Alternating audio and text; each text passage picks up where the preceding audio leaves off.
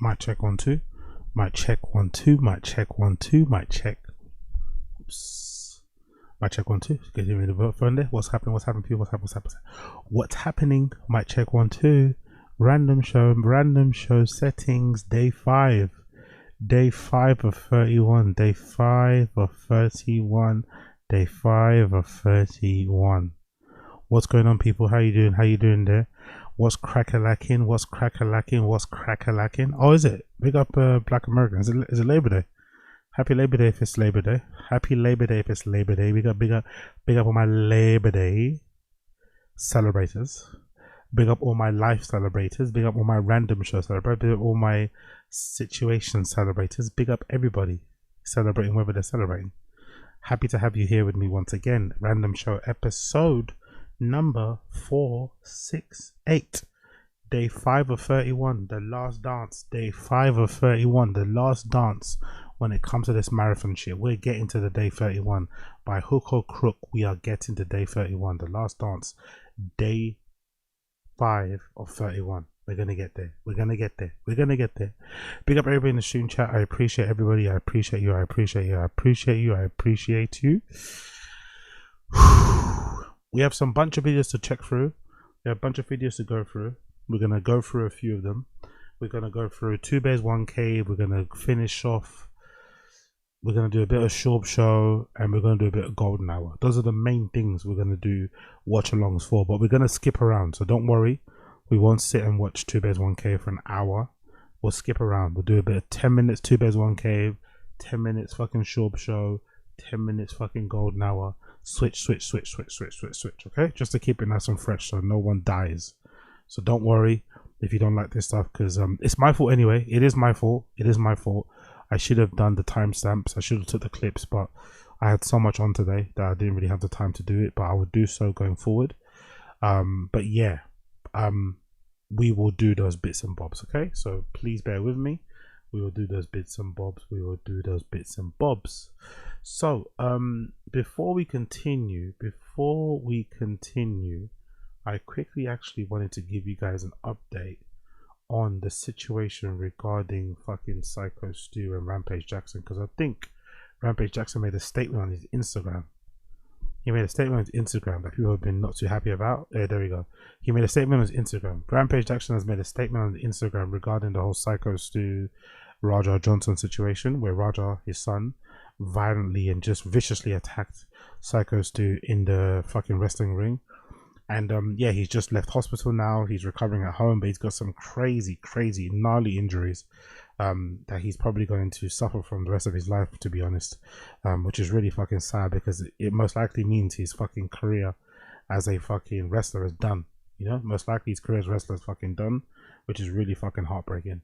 But regardless, let's check out the update. Quick update here. This is courtesy of Rampage Jackson's Instagram account. Rampage Jackson decided to get online and clear up some things. He wanted to clear up some things. So let's go through his account. This is the post here. So I think Rampage Jackson got triggered. I think he got triggered by this account called ringsidenews.com. ringsidenews.com, whatever.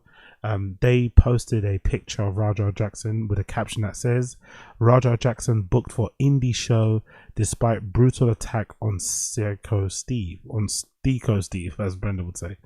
So I guess Rampage got triggered by this. He was upset that people are trying to, I guess what, stop fucking Raja from getting bookings and stuff. I don't really know.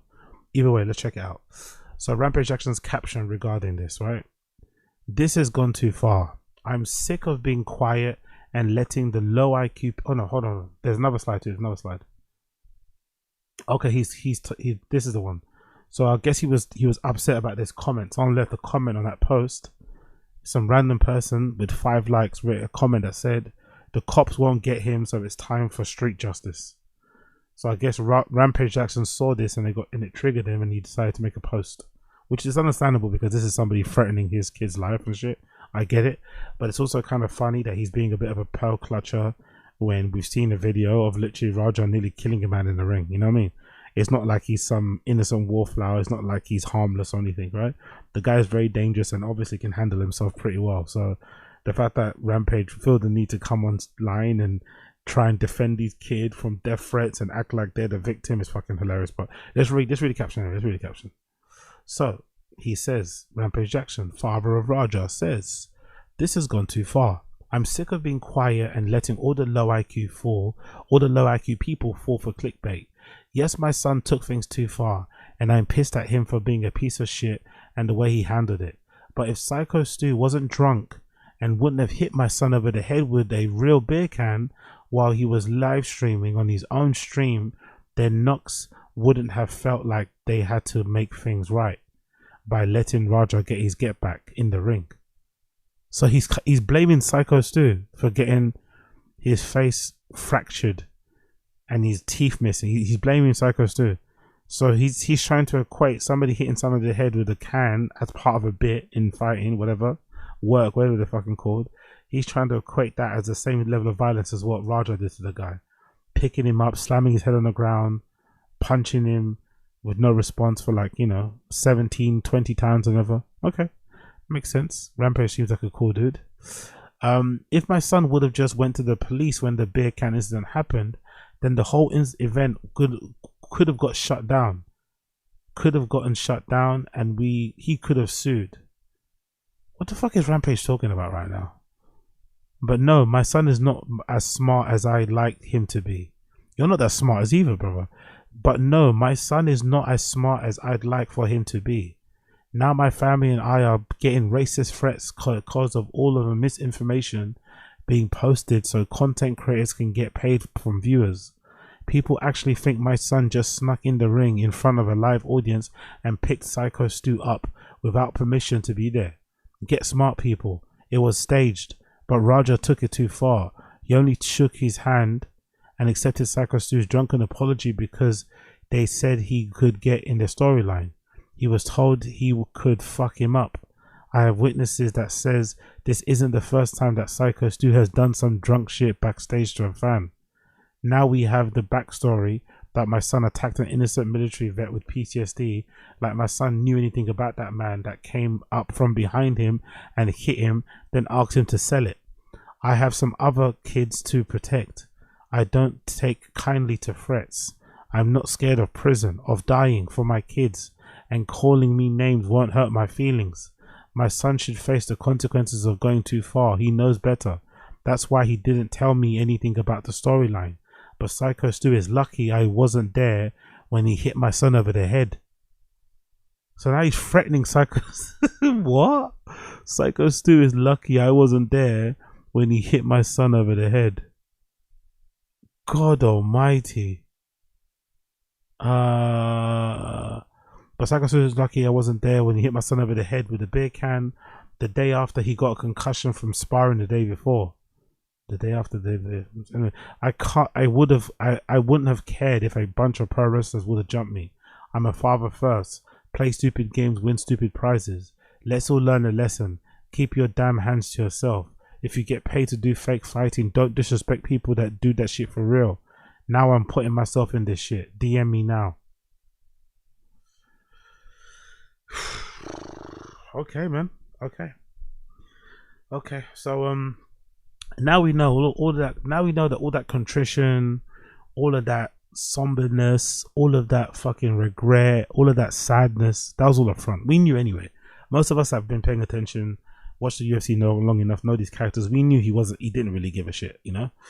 If anything, he was always going to defend his son and make, you know, and basically excuse that bullshit behavior, because let's be honest, Raja hasn't ended up that way by accident, you know. Raja hasn't ended up that way by accident. He's definitely ended up that way in part due to his father's influence, lack of guidance, just generally, you know, maybe a bit of a difficult childhood. But you get to see why, you know, you get to see why Raja's the way he is based on how his dad acted. But also you got to see how fake Rampage Jackson is and how he was acting sorry and remorseful about what happened, when really deep down he thinks Psycho Stu brought it upon himself. Even if you think so, right, I will extend Rampage Jackson that benefit of doubt and say, let's say Psycho Stu did start it. I still don't think you have to. Everything has to be in proportion. If somebody slaps you in the face and you stab them in the chest, that's not a proportionate reply. You know, you can slap them back, you can punch them back, but I don't think stabbing somebody is equivalent to somebody slapping you. Same way goes for that. I don't think somebody fucking around in the back of a fucking wrestling place and hitting you the side of the head with a fucking Diet Coke can is the same as you picking them up, double legging them, slamming their head on the ground, jumping on top of them and fucking punching them with no response 20 times. That's not the same thing. I'm sorry, it isn't the same thing. Yes, you know, he shouldn't put his hands on the guy. We all get that. I mean, it obviously seems like, you know, Raja wasn't fully aware of what was going on with the whole work. I don't know, whatever. Whoever's lying, it doesn't fucking matter. In the long and short of it is, whatever Raja did to that guy was not equivalent to what that guy did to him. Zero. And you can never, and you can't blame Psycho Stu for the fucking abuse and the hurt that he was fucking inflicted with. No, that's not fair at all. But this is Rampage Jackson, so if Rampage is going to do what he's going to do. Let's see how it plays out. I'm so surprised Raja hasn't been arrested, but maybe it's more complicated than what we know it to be. But judging by the statement I read the other day from Psycho Stu, it does sound like Psycho Stu's family are more than likely preparing to sue him. You know? It looks like they're preparing to sue, from what I've seen. That letter sounded like something that someone would write when they're about to sue. So I guess we have to wait and see how that plays out. It's a little bit crazy, it's a little bit all over the place, but let's see. Let's move on. Let's quickly check. I want to quickly finish this, right? This is a clip that I spoke about the other day regarding Chin commenting on how he's hating the new car lift that's been installed in the fucking new Tfatk headquarters over in Austin, Texas. And allegedly, according to one of these guys, there was nearly a big accident. So everything people have been predicting on the fucking subreddit on here, every prediction they've been having has basically come true, because somebody did accurately predict that when Brendan installs those lifts, he might end up getting somebody fucked up. He might end up, you know, having somebody. He might accidentally have a car full on somebody's head, and it seems like Chin Lily was in that situation. So let's play this clip. This is from the After Hour episode with Chin and his friends and shit. Let's see what he has to say about, you know, how he's hating it in Austin, Texas, and he's hating it even more working in the studio where the majority of the space has been taken up by Brendan Schaub's car collection. Looks cool. All right, man. We're car people now. Speaking of car people, Chin, did the Hummer almost fall on you? It looked like it was gonna at least tip over and hit me. Jesus. What? Damn it! The way you describe stuff, that's what. No, I was laughing at him almost dying. Yeah, all That of was the the funny above. part for me. No. Chin, That's you're not an nice. adorable person. Yeah. That's what. Thank you. But yeah, it was like going tick tick tick tick tick tick, and then suddenly they're trying to put it down. And Casey's been in the studio. We're on the second floor, so the Hummer's all the way on the second floor, and then suddenly it goes douche. And I'm like, Is there a video douche. of this? Oh no, I was douche because it was that way. That Hummer must weigh a couple tons in it, a few tons. I'm no garage expert, I'm no car expert, but surely you should put your most heavier cars on the ground floor, no? Maybe because all of these cars are trucks, but surely if you've got a Hummer, you should try to make sure that those cars are not lifted, right? You should make sure that those cars are on the ground, and then whatever car is lighter, you put that on top. Especially in terms of, like, you know, weight. In terms, I don't know how much weight those lifts can take, but it seems odd that you would lift a Hummer. You know, why not lift the other cars? Is there video of this? No. It was Brian. I saw. Maybe it's still on a story, or I could have him send it to us. But I don't know. I did see that video. Might not be able to have him figure that out. Oh, yeah, But that's I saw it on. impossible. It was Brian. It was on Brian's story. He was like touring the studio and be like, "This is a fucking garage, and we do our podcast up there. And Yeah. what's going on with the Hummer? This thing almost fallen." You can hear Brendan faintly say like, "Yeah, I can't get it down." Yeah. and then Brian like brushes off his back. He's like, "Dude, you're all dirty, buddy. Like, what are we doing here?" Like, Of course, Brian brushes off Brendan's back. Of course, Brian was there. He was probably brushing off Brendan's back with his fucking tongue. why do we got a garage here? What are we doing here? I know this is a fucking. Oh, Hey, black guy, drop the what are we doing here? One more time. What are we doing here? Like, why do we got a garage here? What are we doing here? He felt proud of himself, innit? He felt proud of himself, didn't he? He felt proud of himself there, innit? You know what? You know what's funny about this black guy? Doesn't he seem like a racially ambiguous black guy, but he's not racially ambiguous? Does that make sense? Do you guys get what I mean? Doesn't he come across like a racially ambiguous black guy, but he's not racially ambiguous? There's something about him. I don't know what it is, but big up Black Guy. I know this is a Yeah. fucking. Oh, sorry, a freaking garage. That's what it is. Yeah, And it studio looks good though. You know, can swear. it looks good though. Like with all the lifts and everything, now it looks legit. It looks cooler, but it just takes up so much more space, you know. So it's, you know, I don't know. Yeah, Dude, it's a I garage. like it. He does not happy. Chin is not happy about having to share a garage with cars. Chin definitely is the kind of guy that grew up with a brother, but also kind of grew up like he was a single child, you know. So he's not used to sharing anyway, right? He's used to the studio space being all of himself. Yeah, big up, Colin, exactly. Chin hates Texas because he can't have a studio dates, drink and eat all day with his BF at office. Exactly. To be fair, I do feel kind of bad for Chin in that respect, because towards the end of his time in LA, that's when he was starting to really have fun in the studio. He was starting to make friends, or they started to get all closer. They started to hang out more. They did what you're meant to do. Because I remember when I used to work in a pretty decent office, maybe it was Depop was the last one. Depop, the fucking online marketplace and shit. I worked there for a bit, and they had a really nice office in fucking in Old Street in East London before they moved to the one that they have now, which is near Liverpool Street. But they had this really nice fucking office in Old Street. It was in this place called Zetland House, which is a nice kind of like co-working space sort of thing, 5 floors, and basically, you know, with your pass you can stay there all night, right? So we'd sometimes go to the pub, go out, come back late at night. We'd fucking get fucked in the office and shit, and then we'd go home from there. But it was a bit of a vibe. I'm not gonna lie, it was a bit of a vibe, man. It was obviously, I think work didn't mind it because you're still at work, so people didn't really fucking mind it and stuff. But it's kind of a good vibe. So Chin was just starting to enjoy the after hours that you do at work, right? The afters you do at work, and then just as he's enjoying the afters at work, just as him and Casey are becoming closer. Maybe they're about to fuck soon, who knows? Just as that was about to happen, boom, Brendan's like, yeah, we're going to Austin, Texas. Brendan fucking forces Brian to go to Texas, and then dang, they're all going. You know? So I kind of felt bad for Chin because he didn't really get a chance to really, really enjoy it. Like bringing the chick back to the office, you know? That sort of stuff, which probably would never happen, innit? To be honest with his Chin. But still, he didn't really get a chance to really, really, really go crazy with that sort of stuff, as people have gone crazy with that sort of stuff, and I can't confess it was me. Isn't that the great. point? Isn't the lifts the point of reducing the space so the car is lifted up and you can walk under it? And stuff? Yeah, but I'll never walk under those things. Oh, I don't yeah, trust that's them. So kinda- I'm like, you know, squeezing through like whatever crevice I can find where there's nothing above me. Oh man, you're I just skinny. pictured Chin like Yeah, imagine they went from having a studio that you could legitimately do cartwheels in the front, you know, down the corridor. You could probably do a backflip in that main little waiting area, right?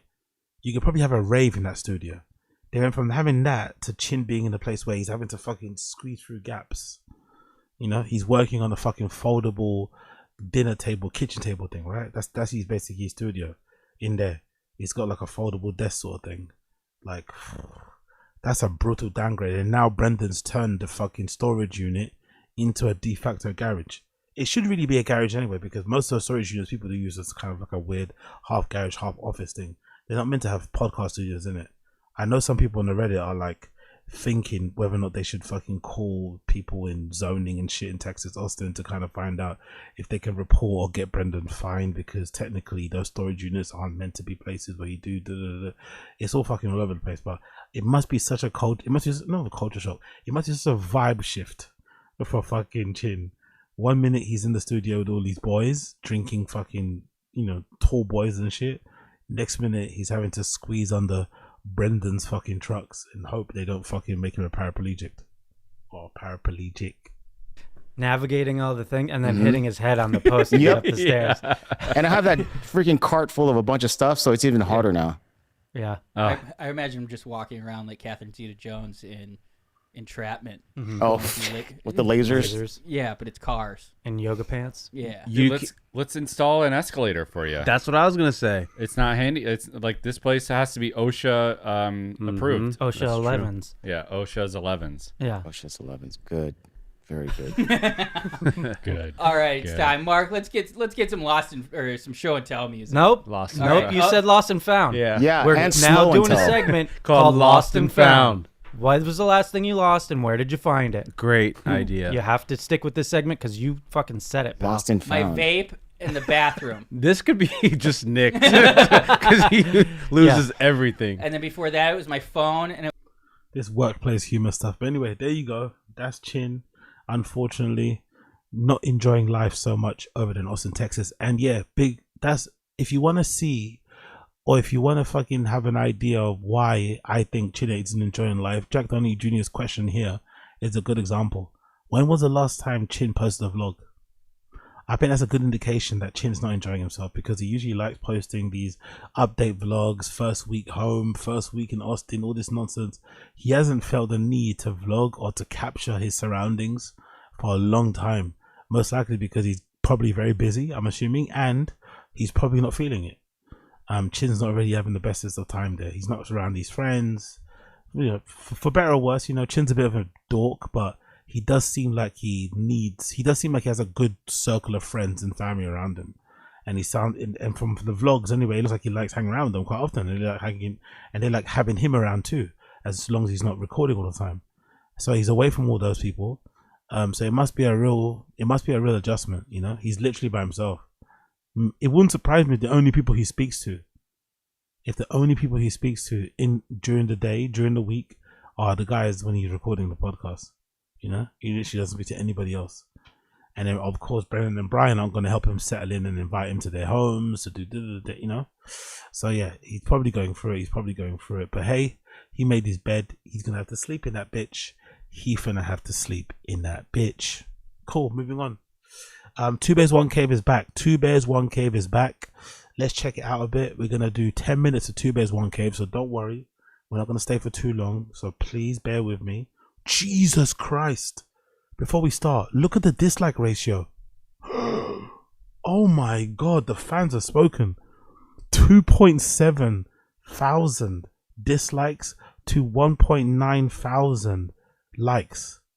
Oh my god, the fans have spoken, innit? 2.7, Jesus Christ. Straight after fucking Chris Stefano and Starvey fucking signed off, Bert and Tom come back and the fans are like, nah, fuck you guys. 2.7 thousand. Jesus Christ. It's like, okay, cool. Let's see what's going on for the 10 minutes. Jesus. 100%. Cheers. Welcome to the final episode ever of Two Bears, One Cave. It was a blast while it lasted, and we're here to sign off. We thank Stavi and Chris Stefano for taking over. We know you enjoy them, and you will continue to enjoy them. Bert, good to see you. Good to see you. What? Did you watch any other episodes? Is it a bit, or are they really signing off and letting those guys take over? Because they really should, though. Long term, they should probably just let Starby and Chris take over, or just have it be a rotating group of people, you know? Like rotate comedians that every month, have two different ones do it. That might be a way to go. I would watch not, like you did not. I saw parts of it. I didn't. See You the whole don't thing. watch any fucking podcasts. That's true, but I did watch parts of it. I Holy shit, man! Tom's lost a lot of weight, innit? I know it's probably also Ozempic, but he's looking slim as fuck. started the first one. I need to get on that Manjaro, man. I need to get on some of that Ozempic. I need to get on that Manjaro. I need to stab up my stomach, man. Stab up my stomach. So help me stop eating those fucking croissants. Watch about 25 minutes of it, and then I would pick up little parts of Croissant. the other ones. Yeah. Yeah. Did you watch them all? I watched everyone. Yeah. No. Yeah, no. I watched the clips. I just know they were trashing us. Jesus Christ, look at his face, bro. Look how red and inflamed that he looks. Actually, I want to see on his Instagram. What does he look like on his Instagram? Because Instagram usually gives you a good idea of what someone looks like. What does Bert look like on his Instagram? He's obviously got stories, of course. He's got 1 million stories. How many stories does he have already uploaded? 1 million, right? Let's see how many stories he got uploaded. Look at even that. Look at even that clip there. Look how red his face is. He's still going to outlive Rogan, though. Let's see. What does he look like in the face? Okay, not many stories, actually. With the mustard, yes. It's going to be on Is this everything we ordered? Yes. Of course it's food, isn't it? Of course it's fucking food. The first thing you see from him is fucking food. Of course it has to be fucking food.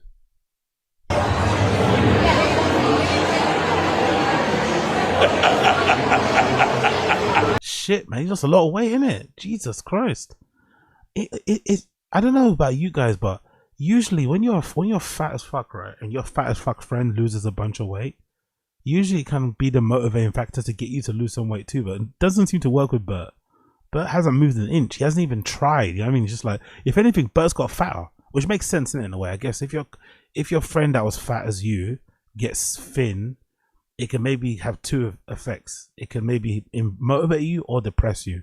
So I guess maybe Bert's depressed and cope eating and shit. But he's bigger than he's ever been now, and Tom's skinnier than he's ever been.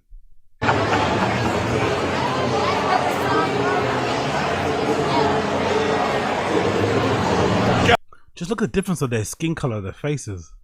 Look at the difference in the skin color of their faces. Tom's more pale, and Bert's just red. Look at the difference. Like, you can tell what they ingest, what they put into their bodies based on their skin, the color of their skin on their face, you know, or the color of their skin flat out. Jesus, Bert's face matches his hat. Tom's skin matches his beard.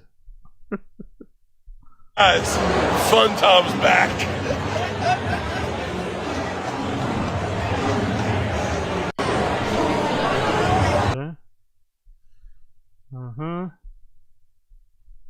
What is this? Epic 24 hours in Tallahassee, multiple drink pour Ossos events, and a huge win for FSU football.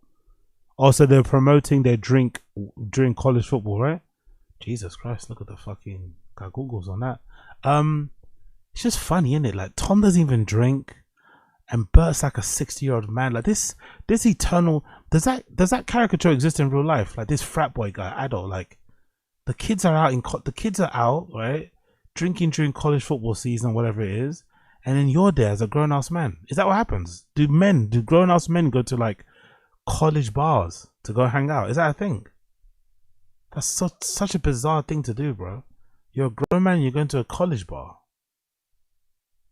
Okay, fair play, man. But at least Porosas is still around. Porosas looks like it's gonna be this might end up making them billionaires, you know. You never know. Porosas might end up making, look, everyone's got their tops off. Oh, there's a black guy. Of course there's a black guy. That's like the black guy in the Drewski skit, right? That looks like the black guy in the Drewski skit, right? Drewski skit. Black frat guy. That looks like him, right? That looks like a black. That looks like him. That is him. That is that person from that Drewski skit. That is sorry, black guy, if you're not that person, but that reminds me of this Drewski skit. What's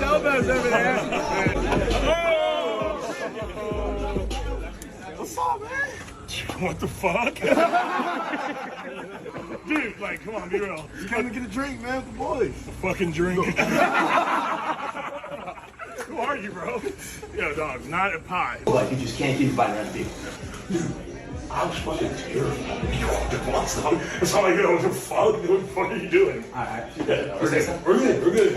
Sober.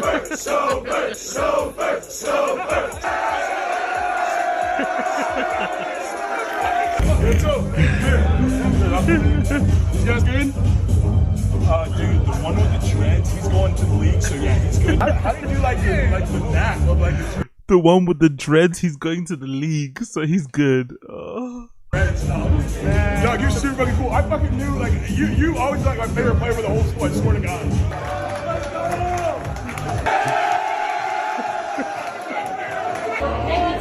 Oh, Chopper. Oh yeah. Yeah, no, it's like, no, she's legit my type. Like, and just moved to Alabama, and like nothing but blonde hair and blue eyes. She's legit. Yeah. I was just thinking, like, I didn't know for sure, but like.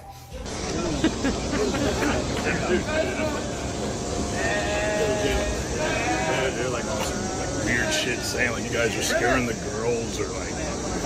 But the thing is, they don't want you guys to get in the pool because they feel like the pool's gonna get oily and like fucking greasy. I don't know, dude. No, I didn't say it. If it was up to me, you guys are oily and greasy. Oh my god, honestly, that kid reminds me of that. I don't know why, but I just saw him. I thought that kid's from the Drewski skit. Fucking legendary. But yeah, Porosas is doing well. It looks like Porosas is doing fucking well. They might end up selling it, you know. Porosas might end up getting sold, and they might make them billionaires. Just you wait. sometimes the people that you least expect end up making the most money. So it's very, very, very, very, very possible. Let's go back. Telling them the whole time. I saw They were great. Stavi's so fucking. Big up Tom. Big up Tim W. Tom literally has a chef cook nutritious meals all day for him. It's not that hard if you're that rich. Yeah, but obviously Bert showing it is that hard, brother. Tim. Bert is just as rich as Tom. Bert has all the resources Tom has and doesn't do it. So it's obviously proof that it's a lot harder than what it looks, because even with all that money that Bert has, he still hasn't got it in, still hasn't got that shit in order. Funny, man. They're both. DiStefano is, I think Chris is fucking hysterical. I think he's one of the funniest guys alive. Big Tim says he doesn't care. I don't think he doesn't care. I think he cares. He talks about his weight a lot. I think when you talk about his weight a lot, I think you care. I think Bert does. What do you think, guys in the stream chat? Do you think Bert doesn't care about not losing weight? I think he does. I think he just doesn't know where to start. He's got, horrible impulse control, zero probably fucking discipline, willpower, zero. But I think he does care. He mentions it a lot. I don't think he's happy being fat, to be honest. He's not happy. Like, obviously the t-shirt thing is one thing, take off his top, but I don't think he's happy being fat.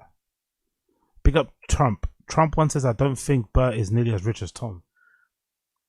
You don't think so? I think they're probably in the same ballpark. I wouldn't. Why would you think Bert isn't as rich as Tom? What would make you think that? I think they're just about as rich as each other. If anything, Bert tours way more than Tom. Tom maybe makes more, but Bert tours more often, so he's probably gonna make more because you're collecting more checks. He does a bunch of shows still. He's still doing stand-up more so than Tom is. He's got his own podcast that obviously they got Your Mum's House still. I don't know. I think they're comparable. I'm not gonna lie. I think they're comparable. Yeah, I totally agree. They're both just out of this world, charismatic, funny. I mean, they're so entertaining. Like, as whenever I do a podcast with them or even see them socially, it's always nonstop laughs. They're fantastic. Did you see Chris on hosting Kimmel? I did. I watched his monologue. Yeah, he was great. Yeah, fantastic. His monologue was so natural. Yeah, he's like, yeah, he's the man, dude. So fucking funny. What do you think the model's going to be for saving the late night genre? I think it's done. You think it's done? I don't think. Well, I mean, unless they complete. Like, here's the thing. When we were kids, there was 25 channels, and then the late night format was the place for this comedy, to see celebrities, to have these conversations. Like, We got Trump on Tom's podcast. YMH makes more money through sponsorships than, from what I understand. Okay, maybe, because I'm thinking Bert's got Something's Burning. He's got his own thing, Bertcast. He's got quite a lot of shows he does, man. They all run ads. He's got his wife show in it. What's his wife thing? Wife of the Party.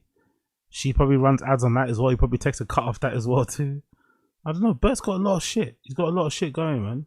A lot of shit. He's always on tour, like I said. I think on his Instagram he says he's on tour, right? Yeah. Permission to Party. He's always on fucking tour. He starts again touring on September 18th. All the way to December. Shit. Yeah. World tour, and it's not really the world. Interesting, though, isn't it? There's no international venues. How is it a world tour? There's no international venues. But anyway, regardless, who knows? Maybe you guys are right. It was access to all that world.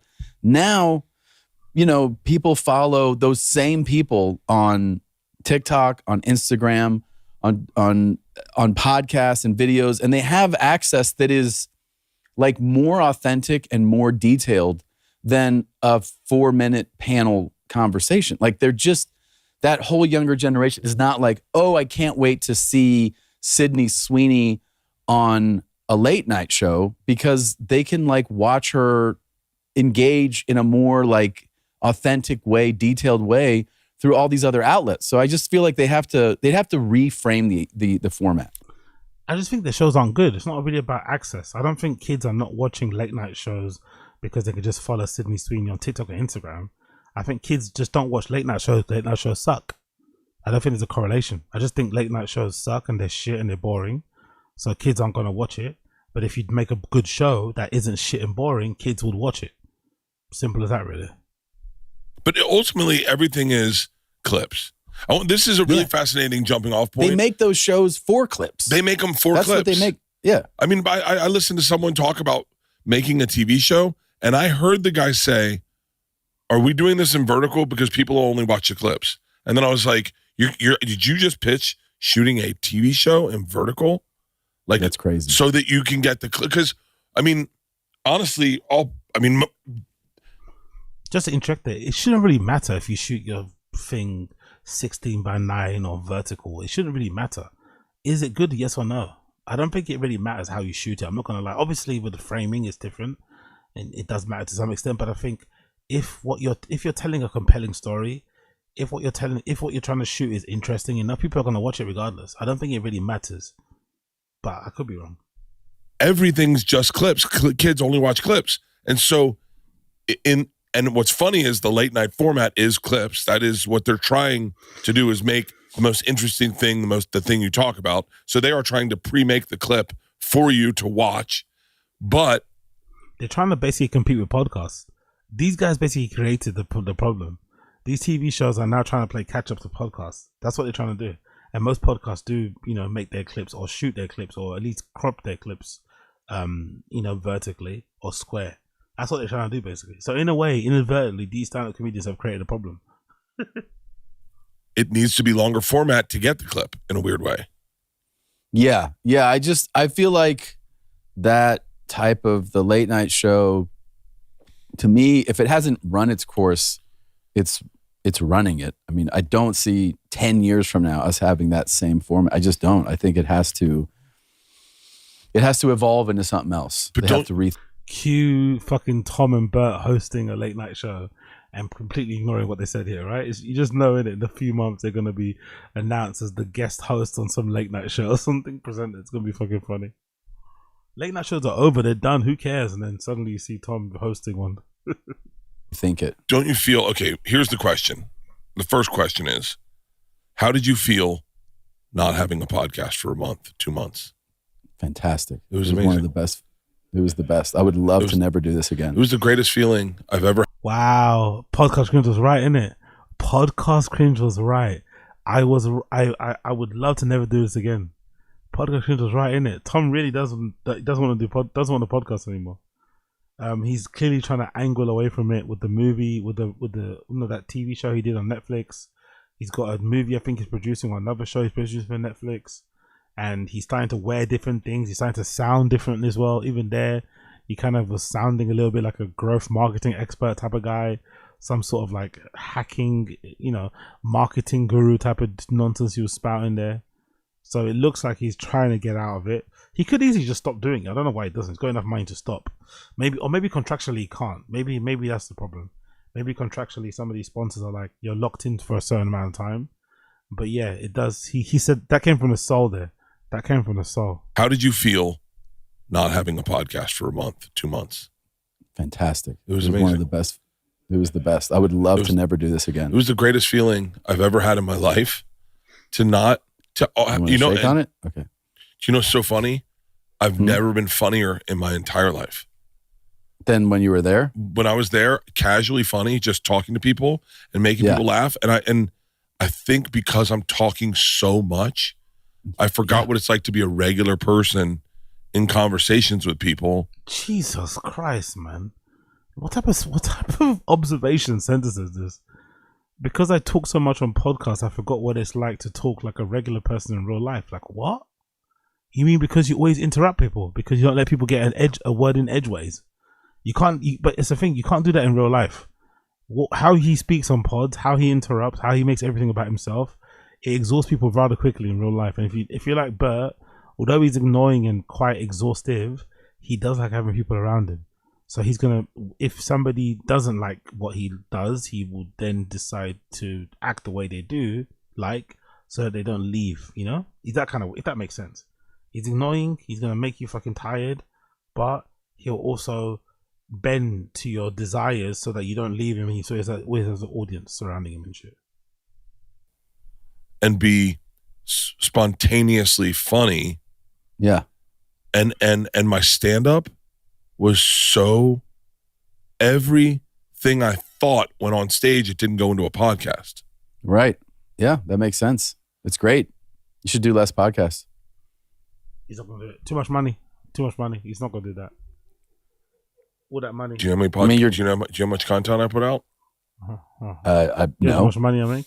I have an idea. 3 podcasts. Yeah. I mean, we can think about this. 3 podcasts out of 7, every 3 a week out of 7 days. Yeah, it's a lot. Yeah. Yeah. It's not really a lot though, is it? He's acting like he works and again, he doesn't do any of the titles, doesn't do any of the thumbnails, doesn't upload any of the clips, doesn't clip anything. All he does is sit down and talk. I'm sorry, that's easy. If I had a team or if I had what they had here, I'll be pumping out so much shit every day. But when you're doing it all by yourself, it's completely different. So I love how he's trying to act like he's working in the fucking coal mines. He's in a literal fucking factory. When all he has to do is just sit in front of the microphone and let everybody else do everything else when it comes to kind of publishing and pushing that stuff out there. But for the sake of Bert's comedy, considering how simple it is, how hacky it is, you think he would pull back on the podcasting to give himself more material to put on stage or to potentially have in the special. That's where the real money is at, you know? If he improves the level and the quality of his specials, like, you can imagine you start getting some crazy offers because there's just not enough, you know? There's not other people that look like him or that are like him out there. So just the novelty alone will probably sell itself. So, you know, that should probably be the way he's going about doing things. But instead, you know, we got this shit. I know. It's time to quit. Okay. Great. I love you. I'll see you on Saturday. Yeah. Are we saying bye? Bert, Tom and Bert. How do we make this to make us happier? Can I tell you? It was so fun. And then I did one podcast with Jeff Foxworthy. Yeah. And I was engaged and I was interested. Yeah. And I hadn't done one in 2 months. And I was like, I was present. So they're missing that they give their fans, they give their viewers subpar content because they put too much of themselves out there.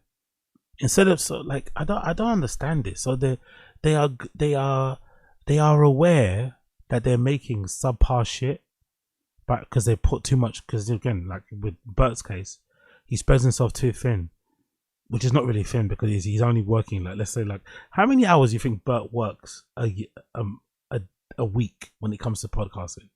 Forget the clips on Instagram. How many hours? I'd say probably 5, right? He might quote unquote work 5 hours a week, and he's already feeling and that already caused him to have a nervous breakdown, take a break, 5 hours a week, man. I'm not including stand-up time. I'm just talking about, you know, sitting in front of a camera and recording. He probably works for 5 hours a week. Jack Don Jr. saying 3 hours, 15 minutes. These motherfuckers, man. These motherfuckers. The things they can complain and cry about is absolutely crazy. If we count in the backlogs, 10 max. Still, 10 hours a week and you're crying. What's 10 hours a week spread across fucking 7 days? What is that? 1.5 hours. Come on, man. Fuck off. We don't want to hear this shit from you, man. That's like what, an hour and just over an hour a day, and they're crying about this. It's like it was crazy. It's yeah. I mean, there is such thing as doing too much, man. Buddy, I lived the life where I wanted to prove to everyone I could do everything. Yeah, like I literally was like, and I remember when you said we need to take time off from Two Bears to do our shows. I was so defiant. I know. Because I'm still subscribing to that model of it's got to be released every week. It's got to be released every week. It's got to be released every week. Every week, same time. No matter if it's good or not. It doesn't matter if it's good. It's got to be released. There we go. And therein lies the problem with stand-up, isn't it? Therein lies the problem with stand-up. Good. I don't care if it's good. Did it get released? Like that's the mentality I've been at, and I you know, I don't know. I am absolutely not Joe Rogan, who can put out amazing podcasts 7 days a week. I mean, he can do. He doesn't put out amazing podcasts anymore, by the way. He doesn't put out amazing podcasts anymore. And a lot of those pods are dependent on the guest. The quality or lack thereof is very dependent on the guest and also dependent on his mood. Sometimes, which is usually the most heartbreaking time, Joe will have a great guest on, but he's in a pissy mood. Those are the worst ones. When Joe has a really good fucking guest on, but he's just in a shitty mood. Those are the worst ones because then he's in a really good mood with a shitty guest, you know? I don't know how he does it. Exactly, Josie. Well put. Rogan is no longer the standard. Exactly. He used to be the standard. He isn't no longer, unfortunately. I don't either. He's also just, wired differently. He's so different. Yeah. I mean, would you? But well, go ahead. But what? No. Look. Wow, he let someone interrupt him. You don't usually see that, innit? You can tell they're taking a break, innit? But let someone interrupt him. Usually he fucking steamrolls through his sentences. Wait. Wow, he just, he let Tom interrupt him so he could get what he had to say. No, you go. Interesting. Maybe they should take more breaks. You thought that, but then you did take time off, and then you saw that the other thing that you were putting your energy into thrived. Oh, by the way. Look how quickly this is turning into another fucking therapy session for Bert. Look at how quickly this has turned into another free therapy session for Bert. Jesus Christ, he does have a talent about making everything his.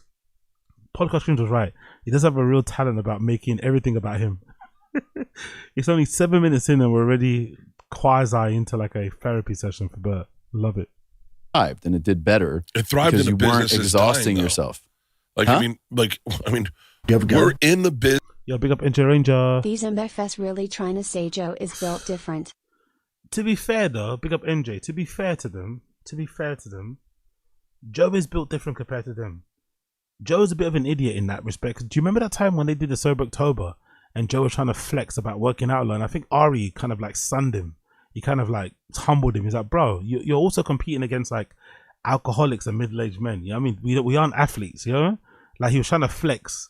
So, but Joe compared to them is a beast, but obviously compared to regular people he's not. But these guys are like middle-aged men with addictions and, like whatever. So I get why they look at Rogan and like they're fucking mesmerized because he can do push-ups and pull-ups and shit, you know? So yeah, big up NJ. Business. We right now are in the business that everyone is dying to get into, and we are in the top 5% of that business in that we're monetized. We have sponsors. We have companies. Like, I mean, you look at like, what's her name? Amy Poehler. Yeah. Amy Poehler, is that her? The blonde lady? Yeah. Mm-hmm. Amy Poehler. I mean, I don't mean this like shitty, but like it kind of broke my heart. She is one of the most, if not one of the top 10 female comedic actors, not just of her generation. Who the fuck is Amy Poehler? Who's that? Amy Poehler? This person. What's heartbreaking about her? Why is he so upset? What happened? Did she die? Aubrey Plaza teases Amy Poehler crying all day during April wedding episodes of Parks and Rec. Okay, she did an interview with Aubrey Plaza. Why is he upset for her? Isn't she killing it? Let's find out. Why is he upset about her? We'll ever know. She is. I mean, Parks and Rec. big up Ghidorah. Big up Ghidorah. Amy Poehler ain't got no merch. Is one of the funniest shows that's ever been on TV. She's one of the funniest writers, directors. She is a prolific talent. She is a big up NJ. He's big timing Amy Poehler. Yeah, but wasn't there a clip about her that went viral recently? I think there was a clip that she interviewed Aubrey Plaza about her husband that passed away. I think Aubrey Plaza's husband unalived himself, right? And she had a really good interview with him. I think so. Let me see. One sec, people. 1 second, people. Oh my God. Look what I've just seen. Look what just came up on my timeline.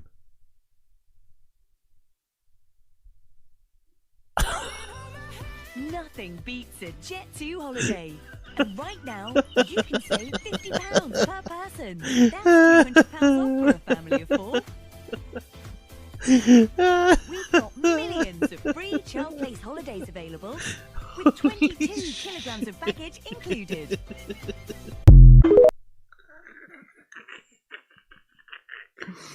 Holy shit. Holy shit. By the way, that guy's got an arse on him, innit? No, is that just me? That guy's got a fucking masoko in it. That guy's got a fucking wagon on him, innit? Or is it just me? That guy's got a fucking wagon on him. An absolute wagon. Look. Nothing beats a Jet 2. That's not what he did. What the fuck is he even doing up there anyway? He's trying to impress the hoes, isn't he? He's trying to impress the fucking hoes. What the fuck is he even doing up there? Holiday. And right now, you can save £50 per person. That's £200 off for a family. That's such a good angle, isn't it? That's such a good picture. That's such a good frame. Just her feet in the air.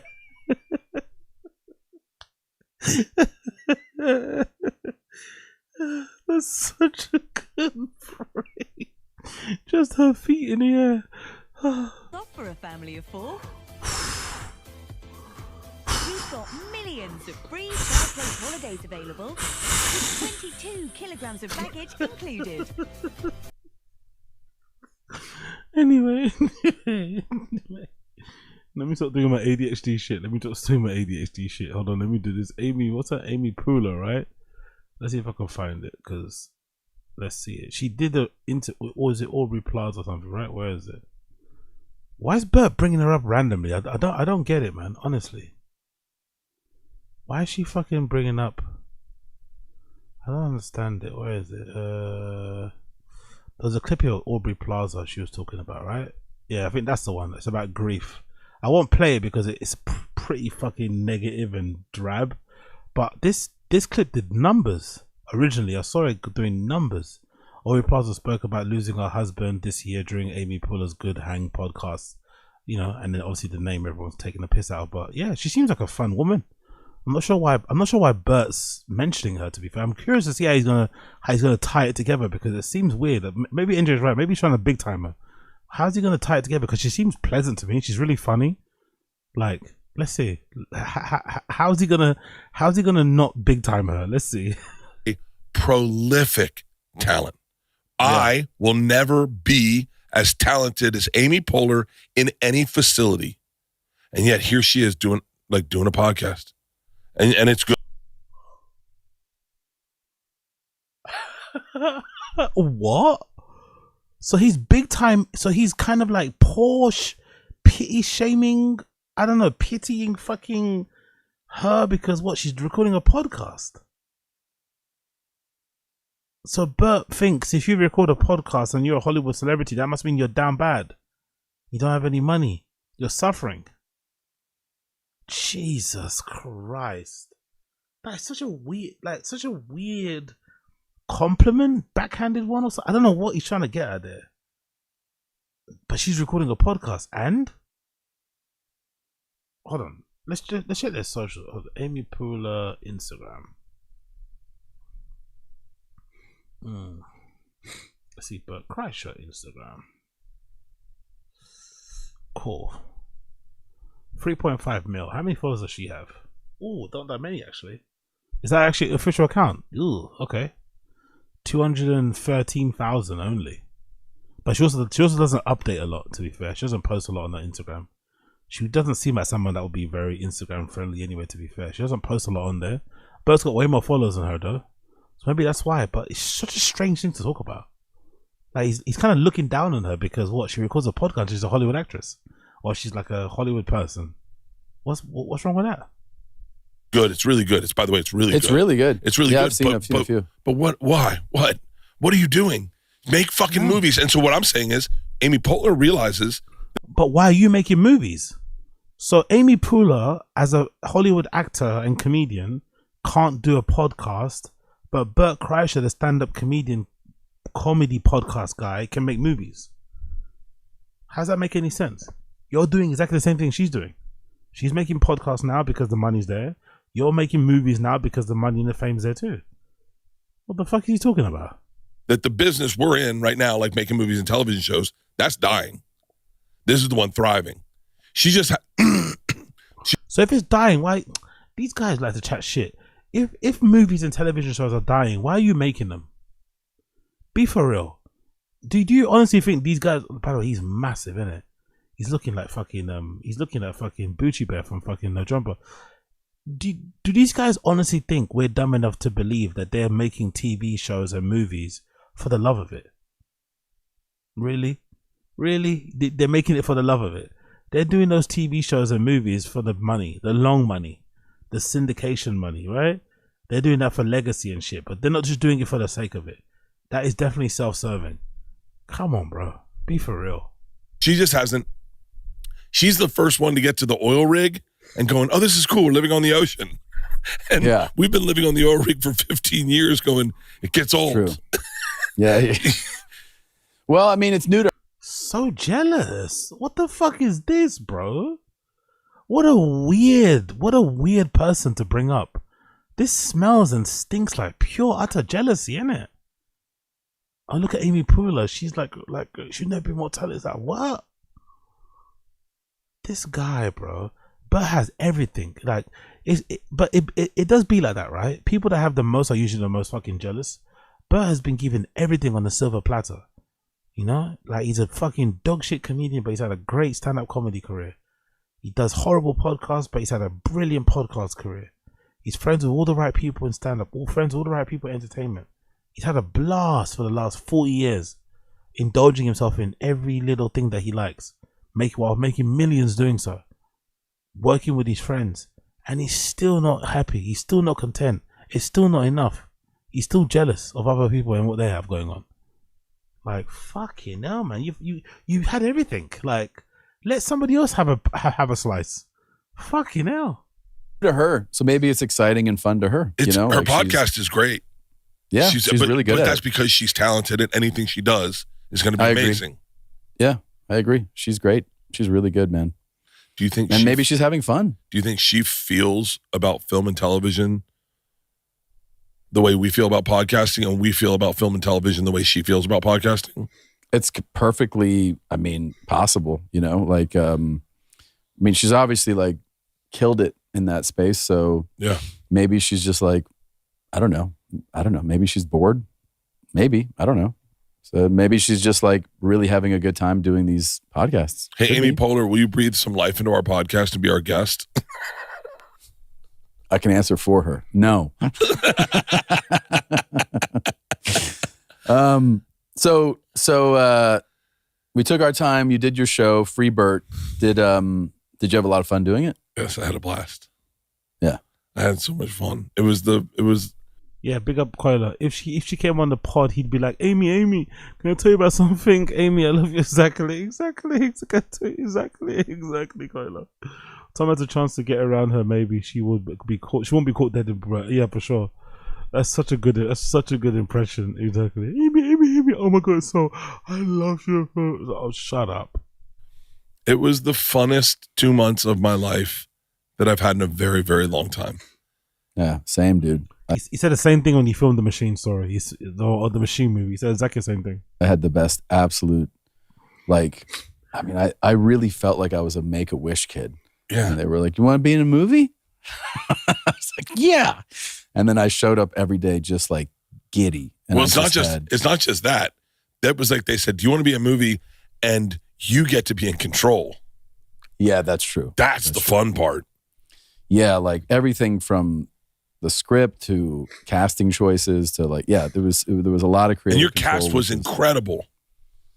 Dude, I know it sounds like you probably hear people do this when they complete shows and movies. I cannot believe who we got, and I cannot believe what they brought. Like, they were all just outrageous. I mean, we had Luke Wilson, who I remember that we were like on our third day, and he has this monologue that he delivers to me and Tim Baltz, who's unbelievable. Tim Baltz is one of the funniest people I've ever been around. Is he the guy from Righteous Gemstones? Yes. He's so good. He's so good. But Luke's giving us this speech, and it was like the third take, and he did something different in the take and in this monologue. And I realized that I'm not acting in the scene. I'm just like, we're just watching him, you know, and like genuinely reacting to him. And when they'll cut, the director, Tyler Cornack, comes over to me and he goes, "That's a movie star." And I was like, "Yeah." I go, "Yeah, I see what, like, when you see like what some people do in certain moments, you're like, oh yeah, that's a movie star. Like that's why we've known who this guy is for 30 years. You know, like Tim was unbelievable. Actors are really good at acting. Actors are really good at acting. They're even better when you see them acting in real life.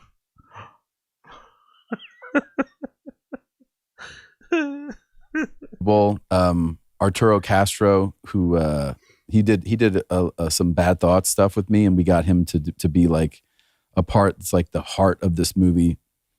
Just incredible. The guy can do anything, and he would come in every scene and have like 15 alts just like off the top of his head for things, and we were like, yeah, just sure, try them all. Like he was just incredible. Genesis Rodriguez, just like a dynamic actress, just can do like, you know, just I would just like follow her lead, and like I was just like watching her. I'm like, oh, this is what we're doing. Okay, I try to like just throw myself into. She could just do, you know, throw a look and like convey, like just emotes so much. She was unbelievable. He definitely wants to get out. He definitely wants to get out of stand up, get out of podcasting. He definitely wants to get out of it. Emotes, you know. Niggas out here emoting. He wants to be a director so bad. He wants to be deep so bad. He wants to say something so bad. Yeah, so he's definitely leaving stand up. I definitely see the transition. Maybe he won't leave podcasting, but I could definitely see him doing maybe less stand up and becoming more ephemeral, you know? Maybe being a little bit more, you know, he's going to start wearing a scarf very soon. The thing that Joey Diaz hates the worst. He's probably going to start wearing, he's not wearing a hat, but I can definitely see Tom's going to wear a scarf for sure. He's going to have a scarf. He's definitely going to wear a cravat, you know? He's definitely going to wear a cravat for sure. Frankie Quinones is in it. Dude, he fucking steals every scene that he's in. And he was the first one when I read the script. You know, my managers were on set, and they were like, they go, "We remember that when you read this, you said Frankie Quinones has to play this part." And we didn't know if we were going to get him. And it was like the third day of him working where he was like, "Oh, I get it now." He goes, "I get why you said that." He's gonna, if this movie has any exposure, he will explode in popularity. He steals everything that he's in. Who's that? Who's Frankie Quinones? Is this the guy? This guy, right? This is Frankie Quinones, I'm assuming. What does he do? Let's check his Instagram. Frankie Quinones. Your all-day homie, aka Cholo Fit Creeper.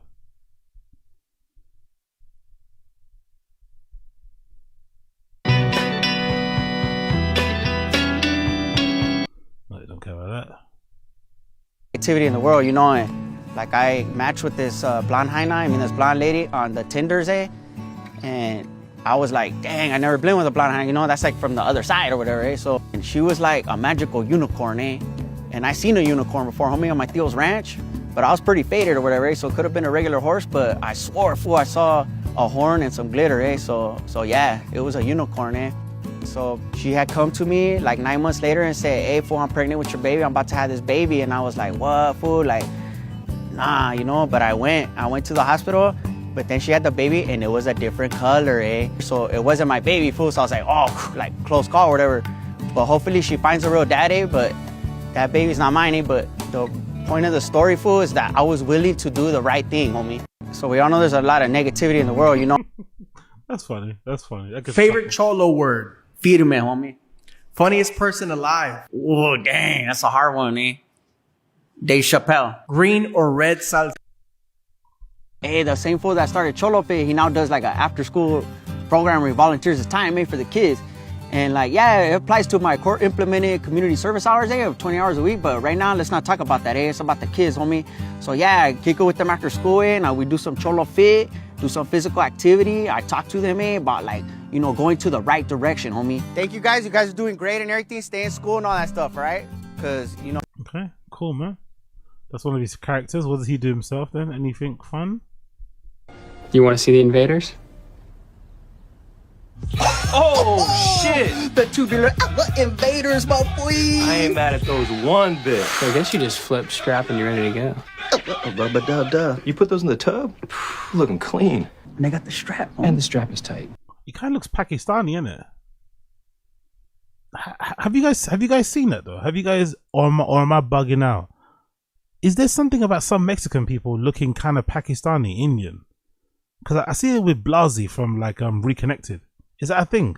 Is there like some? I wonder if there's some ancestral fucking crossover there. Because I swear some Mexican people look kind of Pakistani Indian. Blasey is a good example of it from fucking Reconnected. He kind of looks. He really looks Indian. Or is it just me? You just strapped. You ready to ride? You ready to roll? What's up, man? What's on your feet, Donnie? Oh, Corey wanted me to wear these bags to keep my shoes clean. I guess that's a pretty good idea. They're all white. Big up, Assad. Yeah, he does look like he whips up a mean chicken biryani. I think it is a good idea. However, I ain't wearing the bags. Ooh, Donnie, you bad. Okay, yeah, okay, good. Thank you. Thank God. I thought I was wrong there. Big up Brendan Murray. I'm half Mexican and people think I'm Middle Eastern, Pakistani, Indian. Yeah. I wonder what that's about. I wonder why that's a thing. I wonder why that's a thing. I like that. I'm just gonna. Oh, really? Big up Assad. Is that true? Actually, Hispanic food is very similar to Pakistani food. Salsa, chutney, tortilla, parafa, and they use a lot of cilantro too. Wow, interesting. Big up Trump one, probably the color brown, bro. Trump one living up to his name. Big up Trump one. I had these baggies in the bushes, and I'll put them back on before I come home. Corey will be none the wiser. Oh, my boy! Yeah, my boy.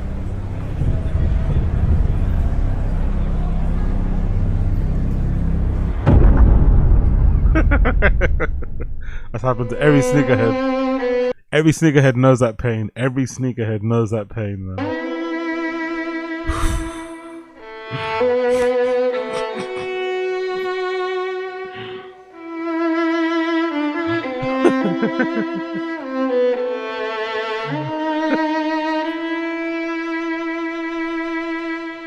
You want to see the invaders? That's actually quite good. That was actually quite decent. Anyway, let's go back to the video. That's actually quite decent. It's just, it's incredible. Like, yeah, I was just fucking blown away by all of them. Game on. Week 1 starts now. And okay, cool. Let's take a break right there. We're gonna flip over to Shorb Show. But before we flip over to Shorb Show, I want to read the comments. I want to read what the people are saying down below. I want to hear what the people are saying down below. Let's see what the people are saying. You know, Starvey and Chris are in the comment section for this one. It's like watching two divorced parents catching up after being apart for so long and reminding themselves why they split in the first place. Holy shit. Just here for the comments. 2 bears, 10 ads. Summer bears made me laugh first 20 seconds. Regular bears annoyed me the first 20 seconds. Bert looks like King Henry VIII after he exploded in his coffin. Jesus Christ. I don't need it to be good. I just need it to be released. We know, Bert. Trust me. We know. I've never been more depressed from a notification before in my life. I listened to all Summer Bears episodes in full. I couldn't make it past 10 minutes of this episode. Wow. Summer Bears make me feel fine. Where's the Summer Bears? WTF. He's not even red anymore. He's maroon. This isn't even comedy podcast anymore. It's Bert emotional dumping ground and a place for Tom to talk about how fit and in shape he and wealthy he is. Wow. I once was a big fan of these two up until 2021.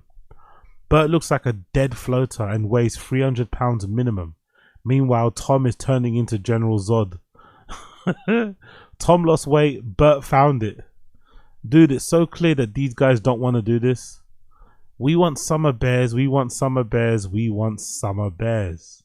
From watching 5 weeks in a row to being unable to watch 5 minutes. At least the comment section understands us. They were purposely trying to make most boring unwatchable episode ever. Then this hilarious troll for their return showed. I respect it. Tom looks hungry because Bert ate all the food. I think it's probably time to wrap it up, boys. Waiting for the day Bert's eyes finally shut completely from the swelling. We're getting close. Watching Bert turn into King Henry VIII in real time is diabolical. Bert crying about 3 days of work. Exactly. I couldn't wait for Tom and Bert to come back. I was hating listening to two funny people being relatable. I need Tom's skinny lizard doppelganger trying to talk about expensive watches while Bernard interrupts him. Otherwise, I can't go off. I can't get off. Go ahead, tell your story, Tom. Alright, so what I would eat. Hold on, let me stop you. I ate a lot of food once. Wow, cool. So anyway, I forgot that Tom can't finish a single sentence without Bert telling him half a story. So yeah, Bert realizing he's not funny because he talks too much is the craziest epiphany I've ever seen in my life. The first 5 minutes, I'm already bored out of my mind. Wow, the fans are not happy, bro. The fans are not happy. Okay, cool. So I guess we'll have to just come back later. But let's pause for now on this. Let's skip by the ads so we know where we're gonna go. Let's skip by the ads.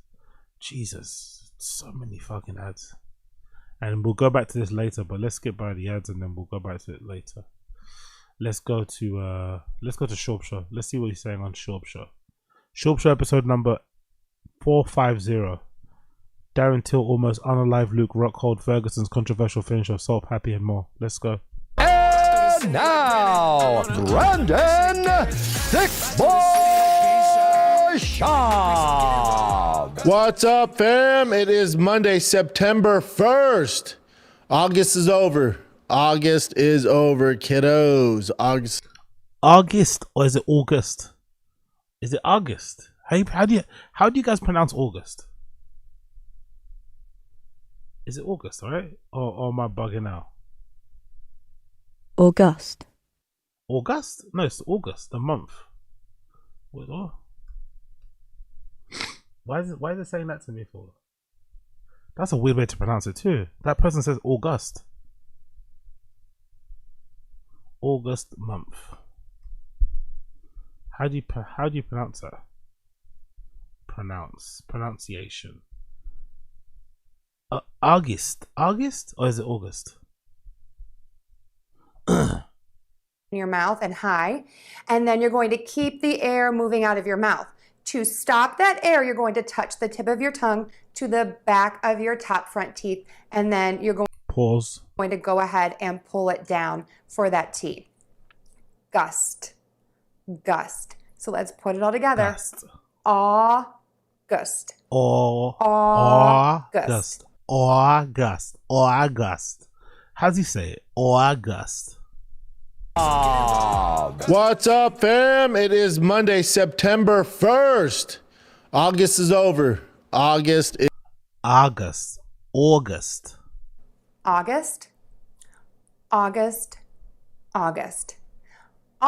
is a very hot month in the summer. Give it a try.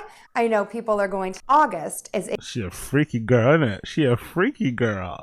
A very hot month in the summer. I bet it is, girl. I bet it is, Tarly. Huh? I bet it is, Tarly. I bet it fucking is. Big up, Tarly. Big up, Tarly.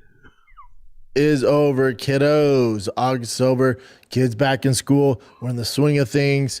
Kids are starting to have games. Boss Day has his first game Tuesday. Let's go. I'm ready to get back in the swing of things. Most people have today off. Today's Labor Day. Happy Labor Day?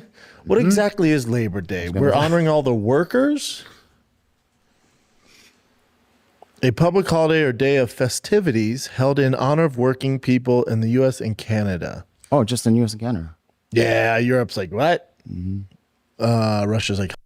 Did Chin think Labor Day was celebrated worldwide? No way, no?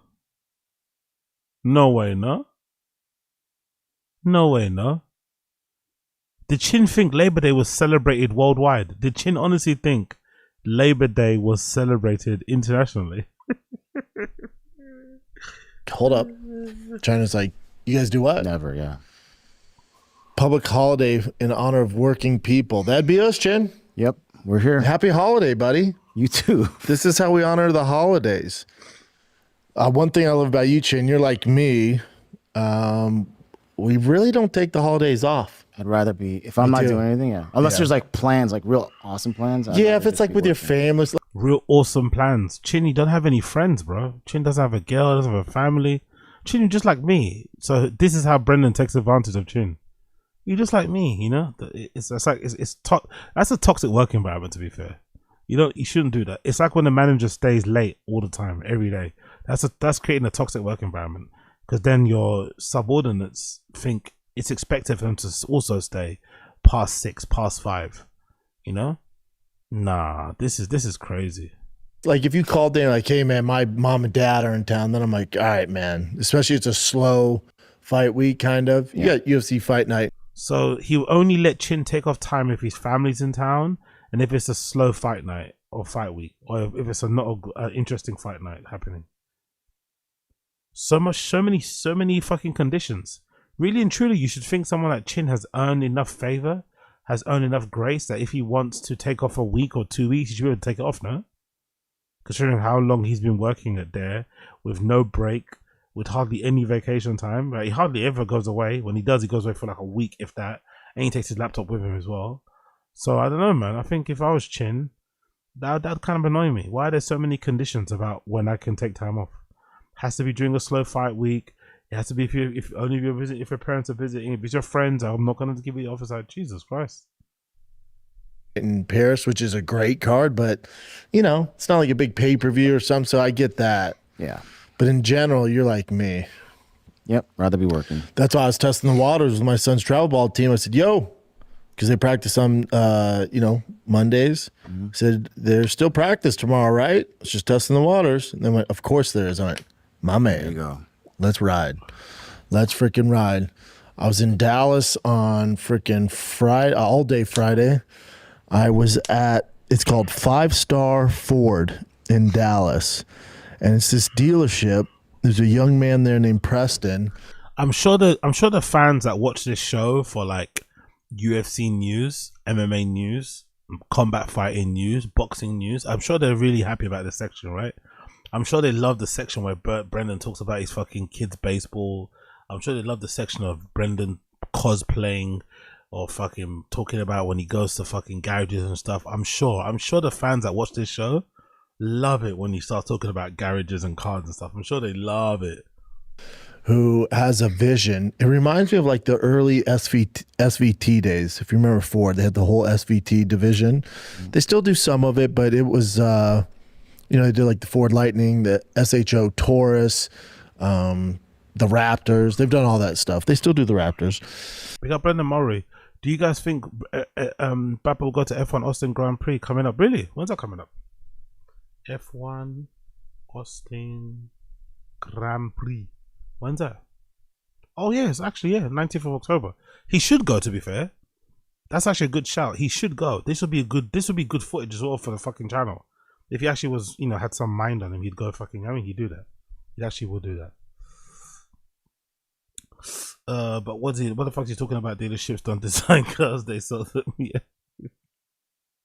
Big up Jack Tony Jr. Nobody. Oh, big up Juan dollar deals. Really? Kill Tony is going live.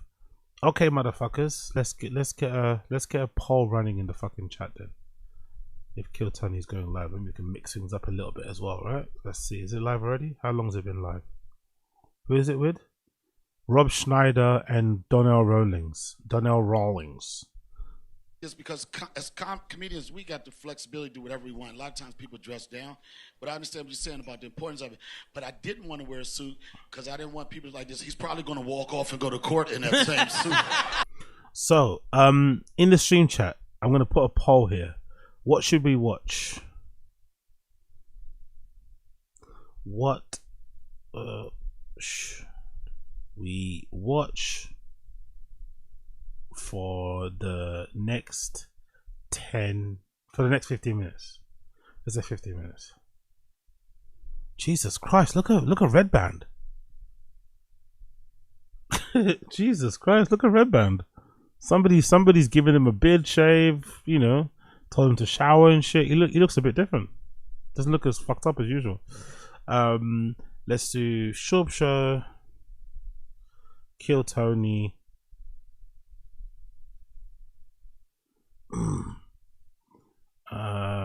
Obviously Axe J. So I'll leave this up for the next 5 minutes, right? So make sure you vote. I'll leave this up for the next 5 minutes while we watch Shorb Show. I'll put the Shorb Show on and let me know in the stream chat what you guys would rather watch. Should we watch Kill Tony or should we watch Shorb Show for the next 50 minutes? But they're big time. But they would do cool stuff. And there's this young man named Preston Carpenter at this 5-star Dallas, and he does builds. He did the kind of the retro mod of my regular cab F350. And when I was leaving, he goes, you know, we have a whole division that does like mods, upgrades. I'm like, well, what are you talking about? He's like, I don't know. What are you into? I'm like, dude, I'm a mod nut. What are you talking here? He goes, mod nut, of course. Hold on. Does he have any pictures on this place that he went to? Mod nut, you know. This is the place, right? I'm assuming. Yeah, that's it. 5-star Dallas, of course. Look, he looks so fucking R-worded in that picture. Such a bad picture of his face. This is the place, right? For Dallas. 5-star Dallas. That's the place that he went to. It's a it's a vehicle dealership. So why is he talking about them designing cars then? If they're a dealership. What's he saying here? No sound. Okay. 5-star. Yeah, why is he talking about designing cars? Let's go to the video. Let's go back to the video. They do like superchargers and all that stuff. And I said, my man, you do superchargers here? He goes, yeah, we do Whipples, we do Roush stuff. And he goes, the cool thing is it's all under warranty too. I said, say less, because I void my warranty the day I buy my trucks or cars. I straight pipe them, I do all sorts of stuff and void the warranty. But yeah. Edgy, hardcore, bad boy, gangster. I became privy to this, so then I came on back, and Whipple sent a powder-coated race red 3.0 supercharger, and I spent all day there, man. So to go from there, and then I spent all day there doing what? You see how he's making it vague. I spent all day there. You didn't install it. You didn't fit that fucking supercharger. You spent all day there. Yeah, you spent all day there. You spent all day there waiting for those guys to finish the job. To finish installing that supercharger into your truck. That's what you did. Because you couldn't obviously drive home because you need to install it into your fucking truck. But I love how he's trying to, you know, the vagueness of it. I spent all day there. You weren't fixing the truck. You weren't working on it. Let's relax.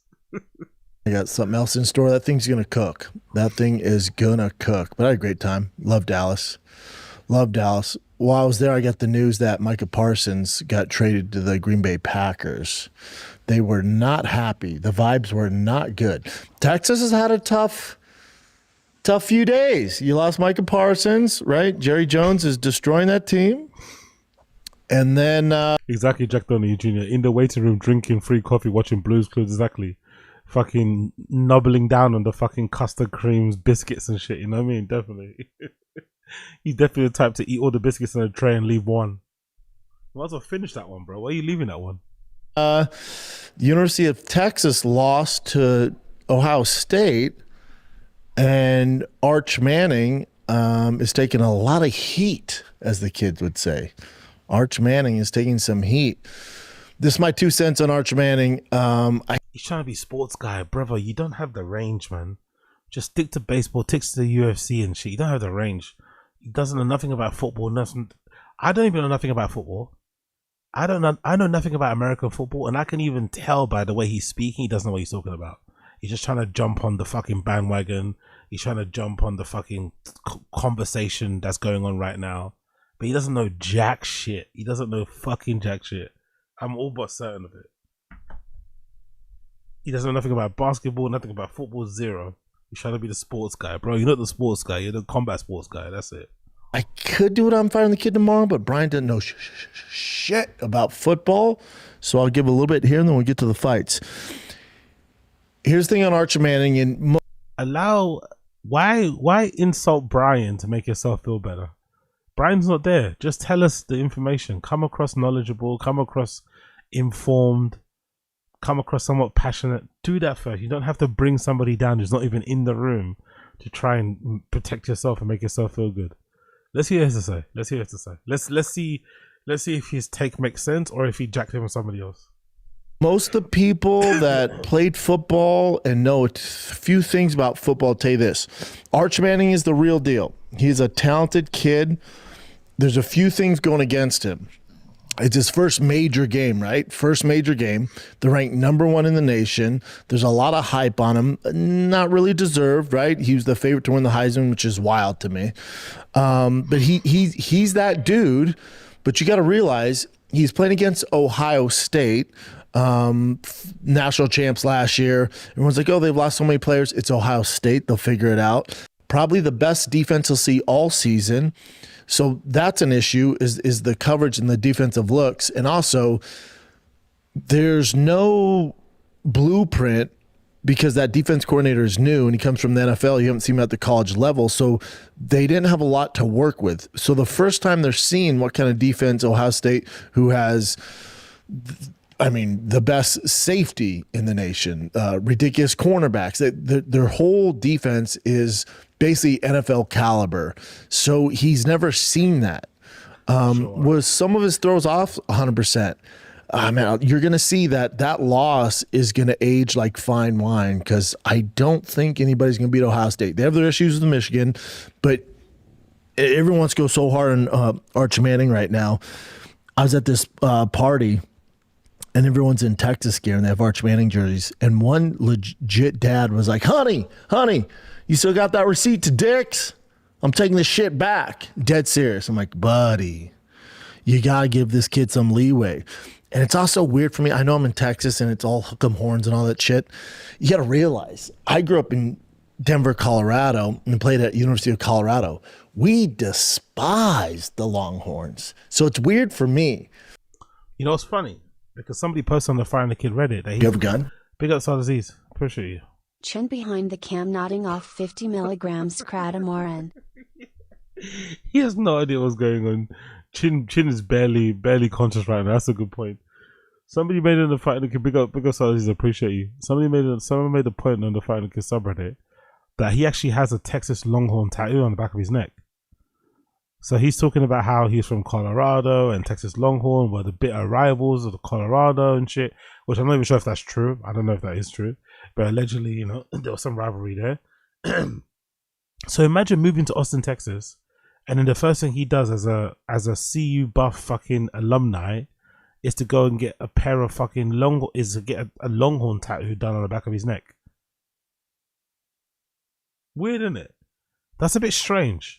If anything, I think Brendan's bandwagoning of teams is proof enough that he's not really that passionate about. I wouldn't say passionate, but he's not that locked in terms of rivalries. When you're proper locked in with teams, you can't wear other teams' jerseys and stuff because you're locked in with yours. You know what I mean? Who have you have your fucking derbies and grudges and rivals and shit.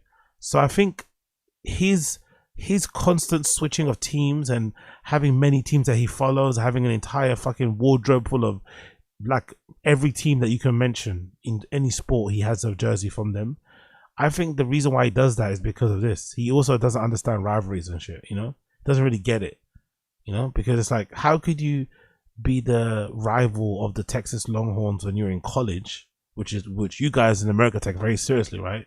College football is taken very seriously. It's a way of life. And then you move to that place and you get the tattoo on your neck. No self-respecting person who's actually a fan of football, who played it at that level, who actually hates, the Longhorns, would get a tattoo on their neck. No one would do that of the Longhorns. It makes no sense. Let me show you what I mean, though. Somebody posted on the Firing the Kid Reddit. I just saw it recently. Somebody posted it. Where is it?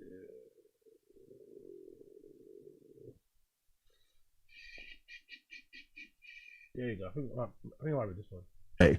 And it's also weird for me. Yeah, this is the one. This is the one. I know I'm in Texas and it's all hook 'em horns and all that shit.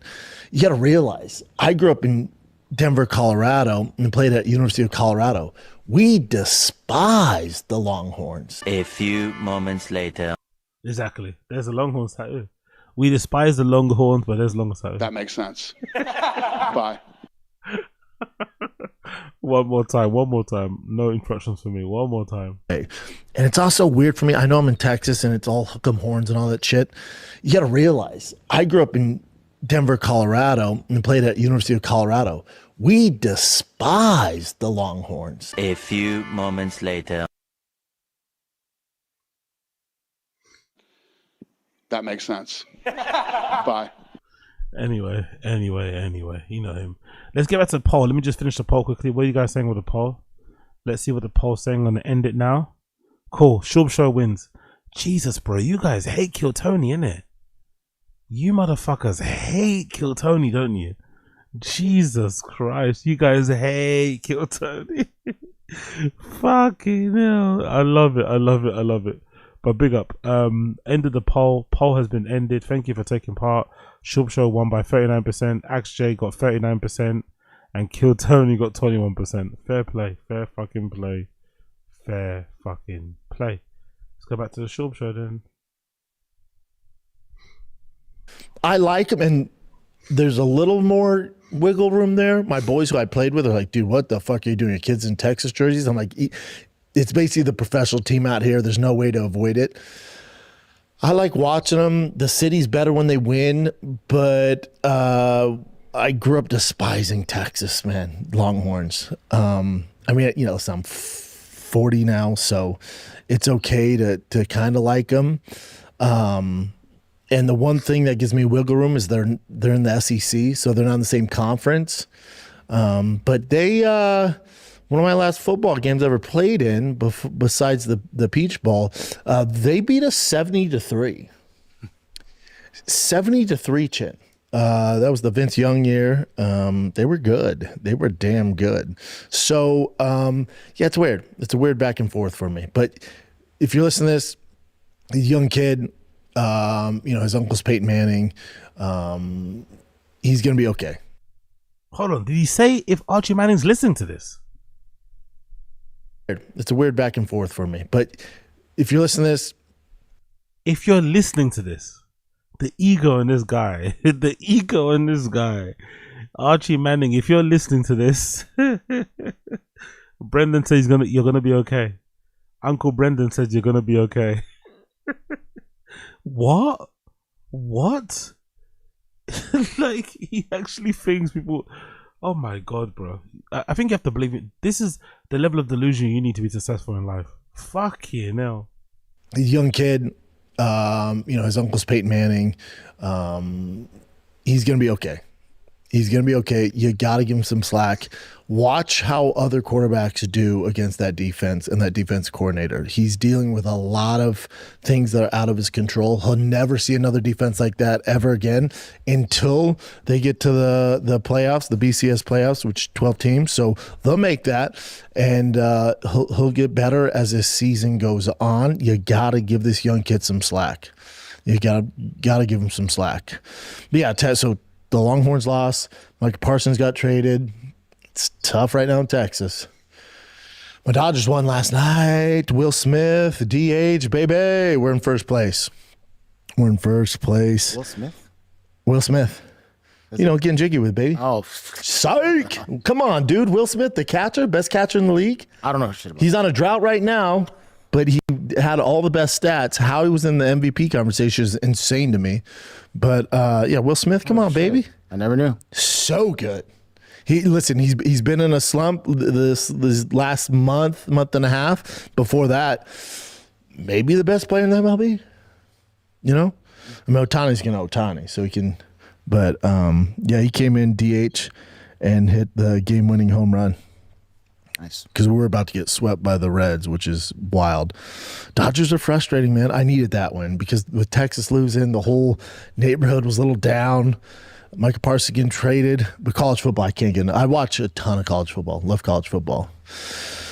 But one thing I watch more than college football is fighting. Whatever it is. Misfits, BYB, BKFC. I don't really watch PFL. I'm not gonna lie to you. I hate the production. I hate the Smart Cage. I Not still a don't fan even- of their fighters. It's not that I'm not a fan of their fight. It's just not exciting. It's just No, be honest. You're not a fan of their fighters. You hate their fighters. Be honest. It's not the UFC.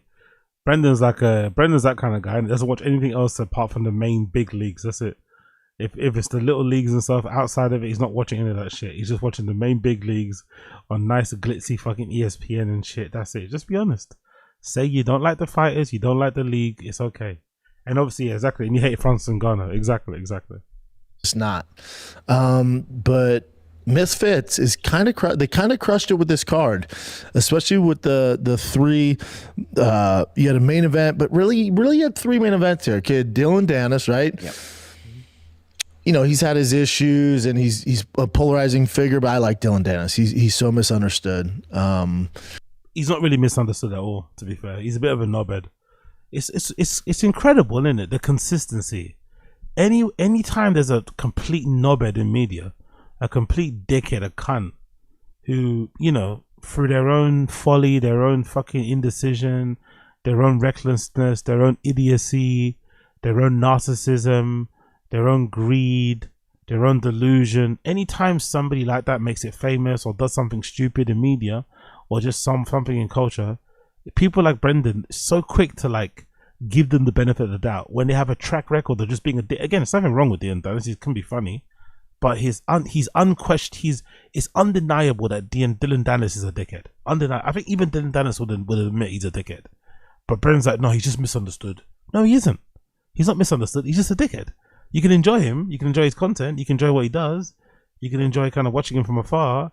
But this, he's misunderstood thing is is just not garbage. It's bullshit. Bullshit. Y'all must have forgot how fucking good that kid is. He won in 15 seconds.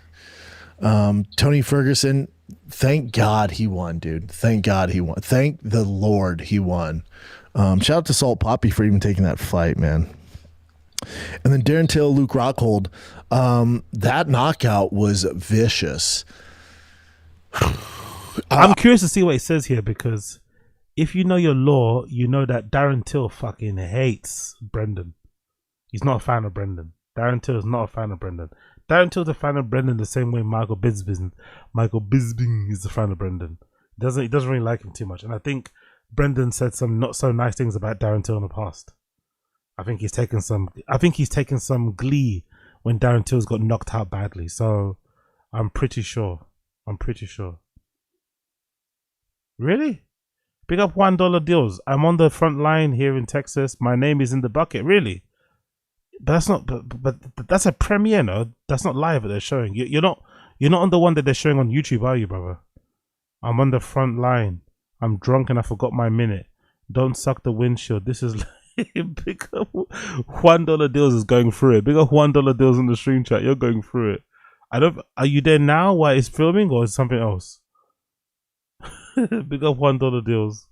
I'm a fan of Darren Till. I appreciate what he's done. When you leave the UFC, it usually doesn't work out for a lot of guys. Now, remember, he didn't get cut. Darren Till left so he could get some, I'm assuming peptide stem cells, get on that acai to get his body right, because, you know, the UFC pushed him way too fast. And for him to leave the UFC, ask for his release, and was like, I'll be back, ask for his release, and go and carve himself a different career, it had to have been so scary. And if you look at other people that do this, it usually never works out. I can name a handful of guys it's worked out for. Mighty Mouse, right? Going over to One Championship, and now in his post-fighting career, his YouTube presence, he's massive. So Mighty Mouse is kind of the key guy there. But for most people, it doesn't work out. Paige Van Zandt, you know, it's worked out in other ways. But in general, Francis is a good one because he got the fight with Tyson, got the fight with Joshua. Granted, he lost both. He made more money, so that definitely worked out for Francis. He wasn't happy about that. He wasn't happy about that.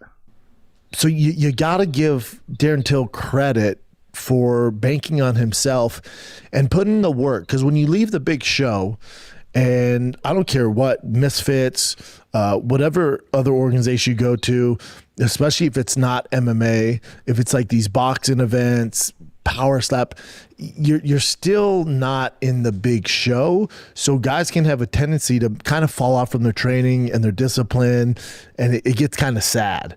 For Darren Till, I feel like he's one guy that was like, I'm gonna leave and I'm gonna stick to a plan, and he had a plan, and it's kind of worked out for him, and I love to see it because fighting, boxing, jiu-jitsu, bare knuckle, whatever it is, it's a tough go, man.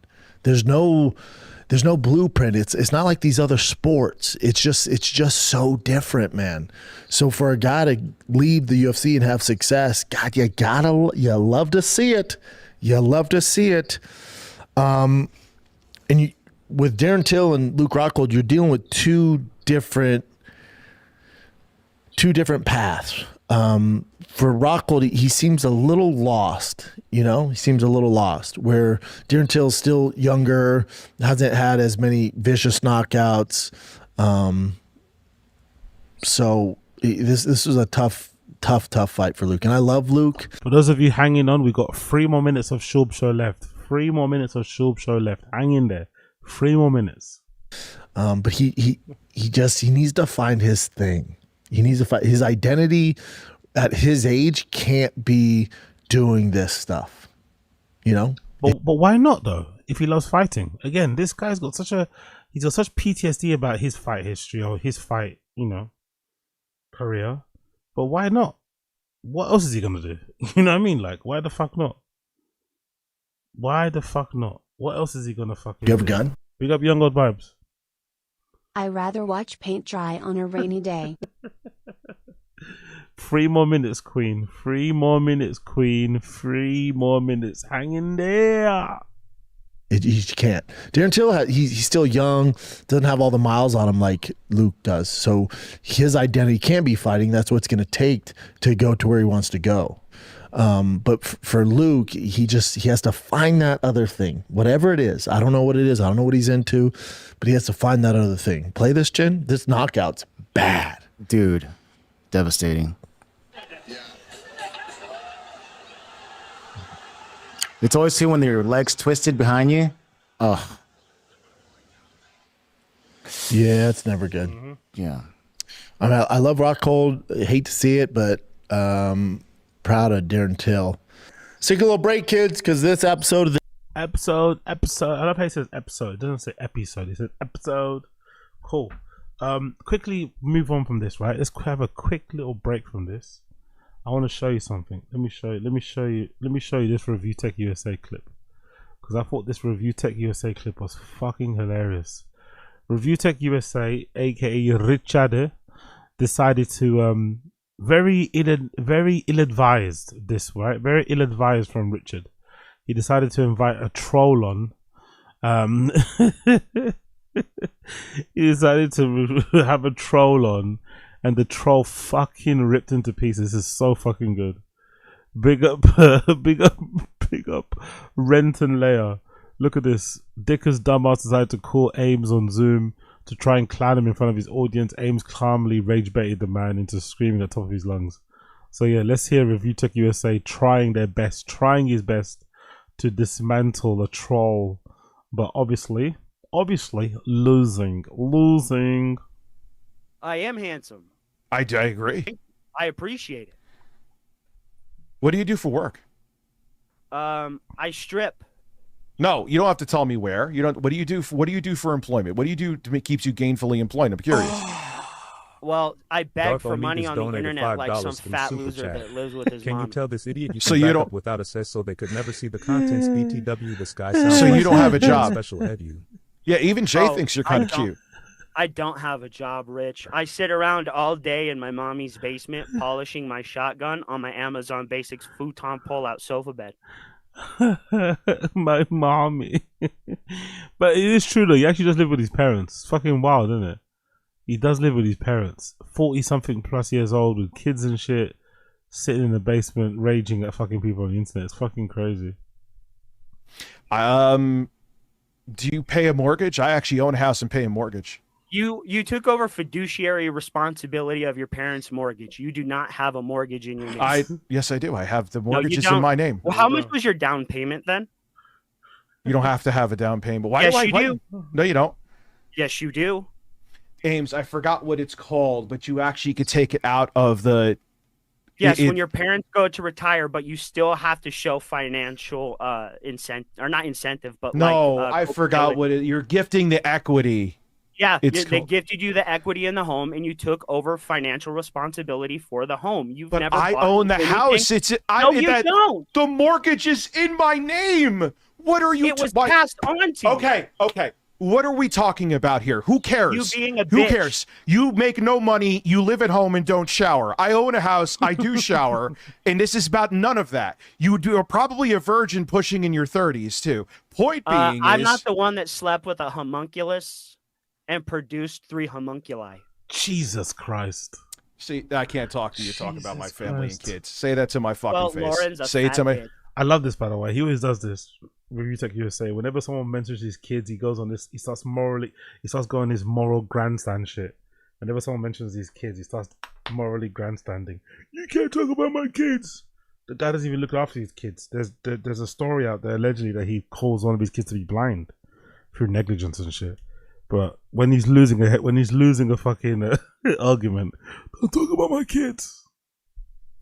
Lauren's a fat bitch. I'll say it to you right now. Lauren's a You're fat bitch. you're a piece of shit. That's the thing. Lauren's a fat so bitch. so you're saying that you're so kind and everything, but you'll talk about my kids because you're tough on your fucking computer. You're a piece of shit. You're a loser. You're an embarrassment to your family, and you're making up lies about a middle-aged man on the internet because you have anger issues and you're I've not not made taking one the lie meds. about you, bro. You did. You I've made not up made plenty one of lie them. about you. Talk about Which my one? kid. Name Do me it. a favor. Name it. Talk about my Name kids. it, bitch.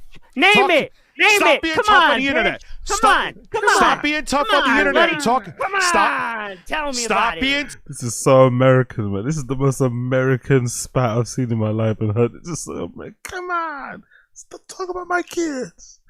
This is so American. It's unreal. Just two fucking tards, redacts, just like going at it, man. This is fucking crazy. Tough on the internet and talk about my family kids to my face and watch what fucking happens. Fuck you. Oh, yeah, you're super tough there. You couldn't even fight a little girl, you bitch. Yeah, I should have. Yeah, you know what? I should have fought her. There you go. Real tough guy. Listen, You man. bought a gun because you were afraid of her. I bought a gun because I had a psycho coming to my house and it wasn't just You were her. afraid of her. Dude, you're embarrassing. You're a disgusting human being. You talked about my. Go away. You talked about my fucking kids. Talk about my Mom, family. I call them homunculi. They're great children, I bet. Dude, this is. You're disgusting. You're a disgusting. He gagged him there. It's just an observation. This is so good. Disgusting human being. You would never say that to my face. I'm and saying you know it to your face right now. No, say it to me in person. Would you ever say it to me in person? Where do you want to meet up? In Yonkers? I'm where not there's fighting. birds? I'm not gonna have a physical altercation shut with the you. fuck up. So where do you want to meet up? And then he says, "Wait, he doesn't want to meet up." I'm not gonna. Where do you want to meet up? Where should we meet up? I'm not gonna have a physical altercation with you, yo. Fucking Dickens is all over the place here. You want to meet up or you don't want to meet up?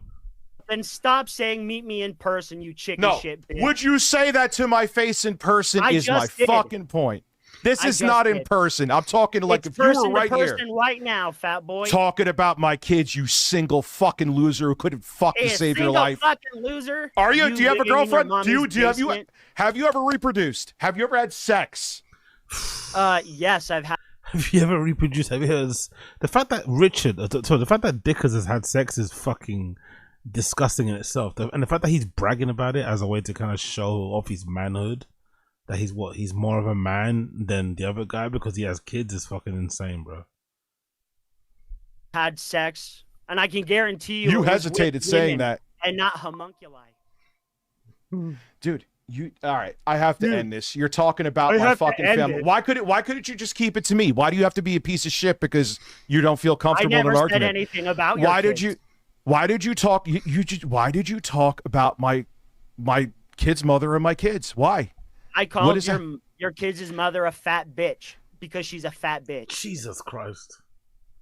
And you're comfortable saying that because you're over a Zoom call. I'll leave that here. I tried to get you on a Discord call, but you gave me the runaround. It doesn't matter. You're talking about my family, you fucking retard. Trollington donated I never said I love he tries to get angry with that voice. He tries to scare people. It doesn't matter. Bro, it doesn't work. Anything about your super family. chat. I said Lawrence. My is a fat kid's bitch. mother. You don't go there. You don't go there. You don't go there. Member sells a property Say it to my buyer fucking for less than face. its market And I'll- value.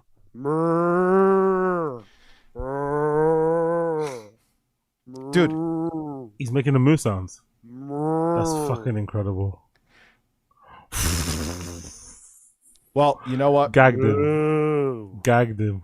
Gagged him. You really need therapy. Listen to me. Talk a second and don't be a fucking child. You're a fucking child. Shut up a second.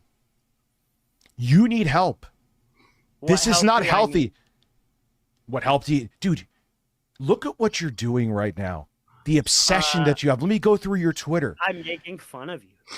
But this is all you Literally, do. it's work- This is all you do.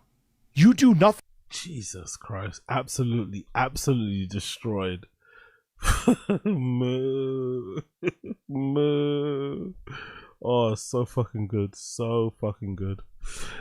Quickly. Let me show you this. Guess who is live streaming today? Guess who is live streaming today? Guess who is live streaming today? Yes, you guessed it. Kai Cenat's back today. Kai Cenat's back streaming. And he just announced he's going to have LeBron James on his stream. And he's just had Kim Kardashian on his stream. She's just been on.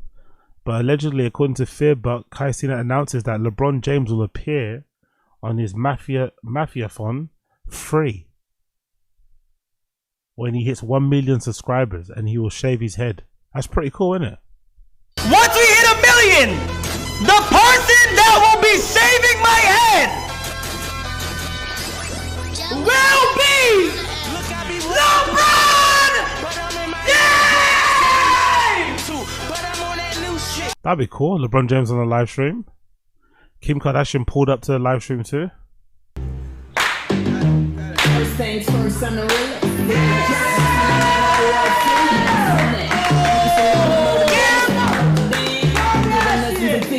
That's how you know streaming's become global now, innit? Streaming's become super mainstream. Fucking Kim Kardashian on Kai Cenat's live stream. Fucking hell.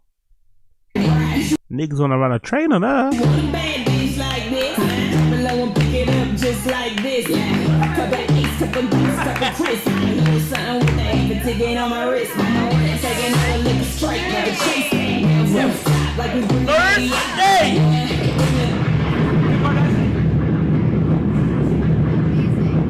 Okay, first things first, Kim. Trouble. Thank you for coming. Is this lighting like orange? No. It's a bit. Huh? Okay. Is it good? Chat might gotta open their ears. I ain't gonna lie. That's fine right there. Talk real quick. This lighting is very Okay, hold on, wait. Let me orange. get it. You guys look fly. Thank you so much. I actually picked out everybody's outfits. You did? Okay. How does it look? Do you guys have stylists? Oh, it's great. Better. For sure, better. It looks good. Okay. More. Who's out to you at your university? I mean, just from like an outsider that doesn't know a lot about streaming, I thought like DDG. Okay. India Love. Sorry. This is, I don't know what this means. Just Okay. Wendy. Yes. What? Wait. Okay. Here we go. So, huge news for the unemployed. Kim Kardashian is live streaming with Kai Cenat, and Kai Cenat will get his head shaved by LeBron James when he reaches 1 million subscribers. And I'm only asking for 500. So if you enjoy what you're seeing today, you like what you see, and you want me to be standing next to Kim Kardashian one day, make sure you join and become a member. Link to become a member in the description. Link to become a member in the description. We're trying to hit 500 members by the end of the 31 days. Who knows? Maybe I might shave my head at the end of the 31 days. You never know. You never fucking know. You never fucking know. Cool, let's move on. Let's do another video. We moved on from Shorb Show a little bit. Let's give Shorb Show a little bit of a break, because I know some of you guys are getting you want to put your head in a fucking ninja blender. So let's do a little bit of a secular talk. Actually, you know what? No, let's not do a secular talk. Let's do it the other way around. Let's do RM. Let's do RM Brown. Let's do RM Brown first. RM Brown's got a new video out. Big up RM Brown. You know I'm a big fan of him. Regarding PBD's appearance on Jubilee. So this is probably going to be funny because PBD is fucking hilarious without even knowing. Oh shit, there's Patrick CC too. There's a new Patrick CC video. Okay, cool. Boom. We'll do that then. We're going to watch RM Brown, then we're going to watch this later when we finish, right? We'll watch RM Brown, then we're going to go watch this one. What happened to Comedy Podcast by Patrick CC? Yeah? Cool. No, we'll do RM Brown, Kyle Kalinske, then fucking Patrick CC. Okay? Cool. Oh yeah, Bucci Bear. Fuck. Okay, cool. We'll tap into Bucci Bear too. We'll tap into what happened with Bucci Bear. But essentially he turned down a fade in a very embarrassing fashion. Let's go. Oh, hey. Hey. Mommies are stronger than daddies. What's up, dude? Hey guys, I just wanted Patrick Bet Davidson to address the rumors. I just wanted to head on address the rumors and the controversy that's been swirling.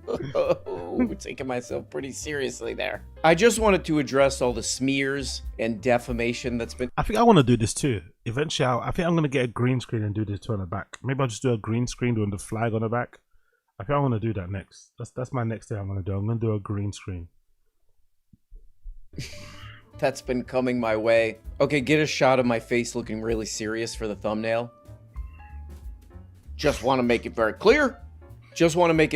I do not have a secret deal with Casa D'Angelo's. Whether or not they're paying me is nobody's business but my own. And irregardless of all that, ooh. Let me try. Oh yeah. People in the stream chat. Have you guys heard of that controversy with Taylor Lorenz? Please let me know if you've heard this.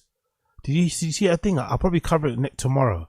Taylor Lorenz wrote a really good article, actually, very in-depth, very eye-opening article that basically says that some Democratic left-leaning content creators are being paid by the Democratic Party to basically put out favorable content spin on whatever they are on about on fucking YouTube. And one of the people that benefits from it, who gets paid from that fucking place, grant, whatever it is David Pakman. And he did like a video confessing that, yeah, he's a part of this and admitting it. And he gets like $5,000 or no, $8,000 or something a month from that. Fucking crazy, isn't it? Honestly. And you know what's funny? Like, if that was the other way around, like, that's why I'm not the biggest fan of some of these left-leaning people on YouTube. If it was the other way around, if it came out that right-wing people, which some of them are, you know, Peter Thiel funds some of them, there's rumors that Peter Thiel funds Red Scare. But if that was the case, that a lot of right-wing people would be, and obviously right-wing people also went through that thing with Russia, so don't get me wrong, right-wing content creators don't have a leg to stand on, because there was a whole Russia thing where this like shadowy Russian group or something was giving money to people like fucking, what's his name? Tim Pool and shit. But either way, that article was fucking crazy. Crazy. And David Pakman admitting that he took some money, and then I think Taylor Lorenz had to admit that she took some money too. Yeah, anyway, we'll cover that later. That is the best pasta. I'm gonna go ahead and say in the world. This is not the United States of Patrick Bet David. Yes. This is the United States of America. Would you take money from a capitalist to help you go see specialists? I mean, yeah, sure, why not? But would you also be open to seeing somebody else I choose as a psychologist that may... No. You're not? No. When you're offering people Paul Bet Davidson? Oh my God, thank God, and praise God. And praise God for this. I heard about this. I heard that this was going to happen. I think I heard PBD talking about this. He was like, bup, Jubilee. Oh man, that's going to be funny content. Yeah, this did not disappoint. This was one of the funniest. This is one of the funniest So good. I think So uploads. good, so good. Back. I'm Patrick Bet-David. I'm an entrepreneur and founder How you of doing, PBD man? Podcast. Today, I'm surrounded by 20 anti-capitalists. Okay. My first claim is incentive is the engine of capitalism. Remove it and the system fails. Okay, I don't know if I totally understand the thing. Okay. Yeah, Whoa. I'm about to say, what does that even mean? Like, It's already starting. Okay. Oh, great, man. And fascinating stuff here. You know, they're talking about some interesting stuff here. You know, economics, economic systems, all this crap, all this stupid crap. All this stupid junk. You know, it's kind of interesting. It's like, oh, we're all human beings living in a society. How do we do that? You know? So these are interesting topics. yeah, Chris Mack, that's the one. That's the one. Jubilee, that's the one. 100v1, that's the one. That's the one. Jubilee. I guess they do different variations, but it's basically the same thing. Yeah. But Jubilee is not really in the business. Big up Asad Aziz. But let me ask you, Disto AZ. I mean, Dis Jubilee guys. They are not even Christian. What is it that is gonna make these guys change their mind? Maybe they need to get connected. I was born in Iran. Big up Asad Aziz, exactly. Big up Asad Aziz. This show is not really about changing anyone's mind. It's just about shouting at people, to be fair. That's all it's about. It's about shouting at people. It's not really about changing anyone's minds. It's not about changing hearts and minds. It's just about, dunking on people, essentially. It's kind of like, you know what this is? This reminds me of like the evolution of like, you remember those places that Ben Shapiro and Jordan Peterson got famous from? What were they, buddy? Were they lectures? You know those clips of like Jordan Peterson and Ben Shapiro ripping into fucking college students that don't know much? I feel like this is like the evolution of that. This is like the modern interpretation of those videos. This of interesting topics and meaningfully covering those topics. Jubilee is in the business of... So, this thing kind of like goes right off, instantly goes off the rails. Let's really read this. What are we talking about here? Incentive is the engine of capitalism. Remove it and the system fails. I can barely... Okay. So... But Chris, he's saying that people need to be able to profit the incentive of their labor as it encourages innovation and people to try to rise above their circumstances. Also encourages... Yeah. So he's basically saying the same shit that Rogan says. That's Rogan's defense for like that's Rogan's defense for basically against universal basic income and all that type of things, if I'm not mistaken. Yeah. I generally I get it, but I think it was worded a bit weird. But yeah, big up Chris Mack.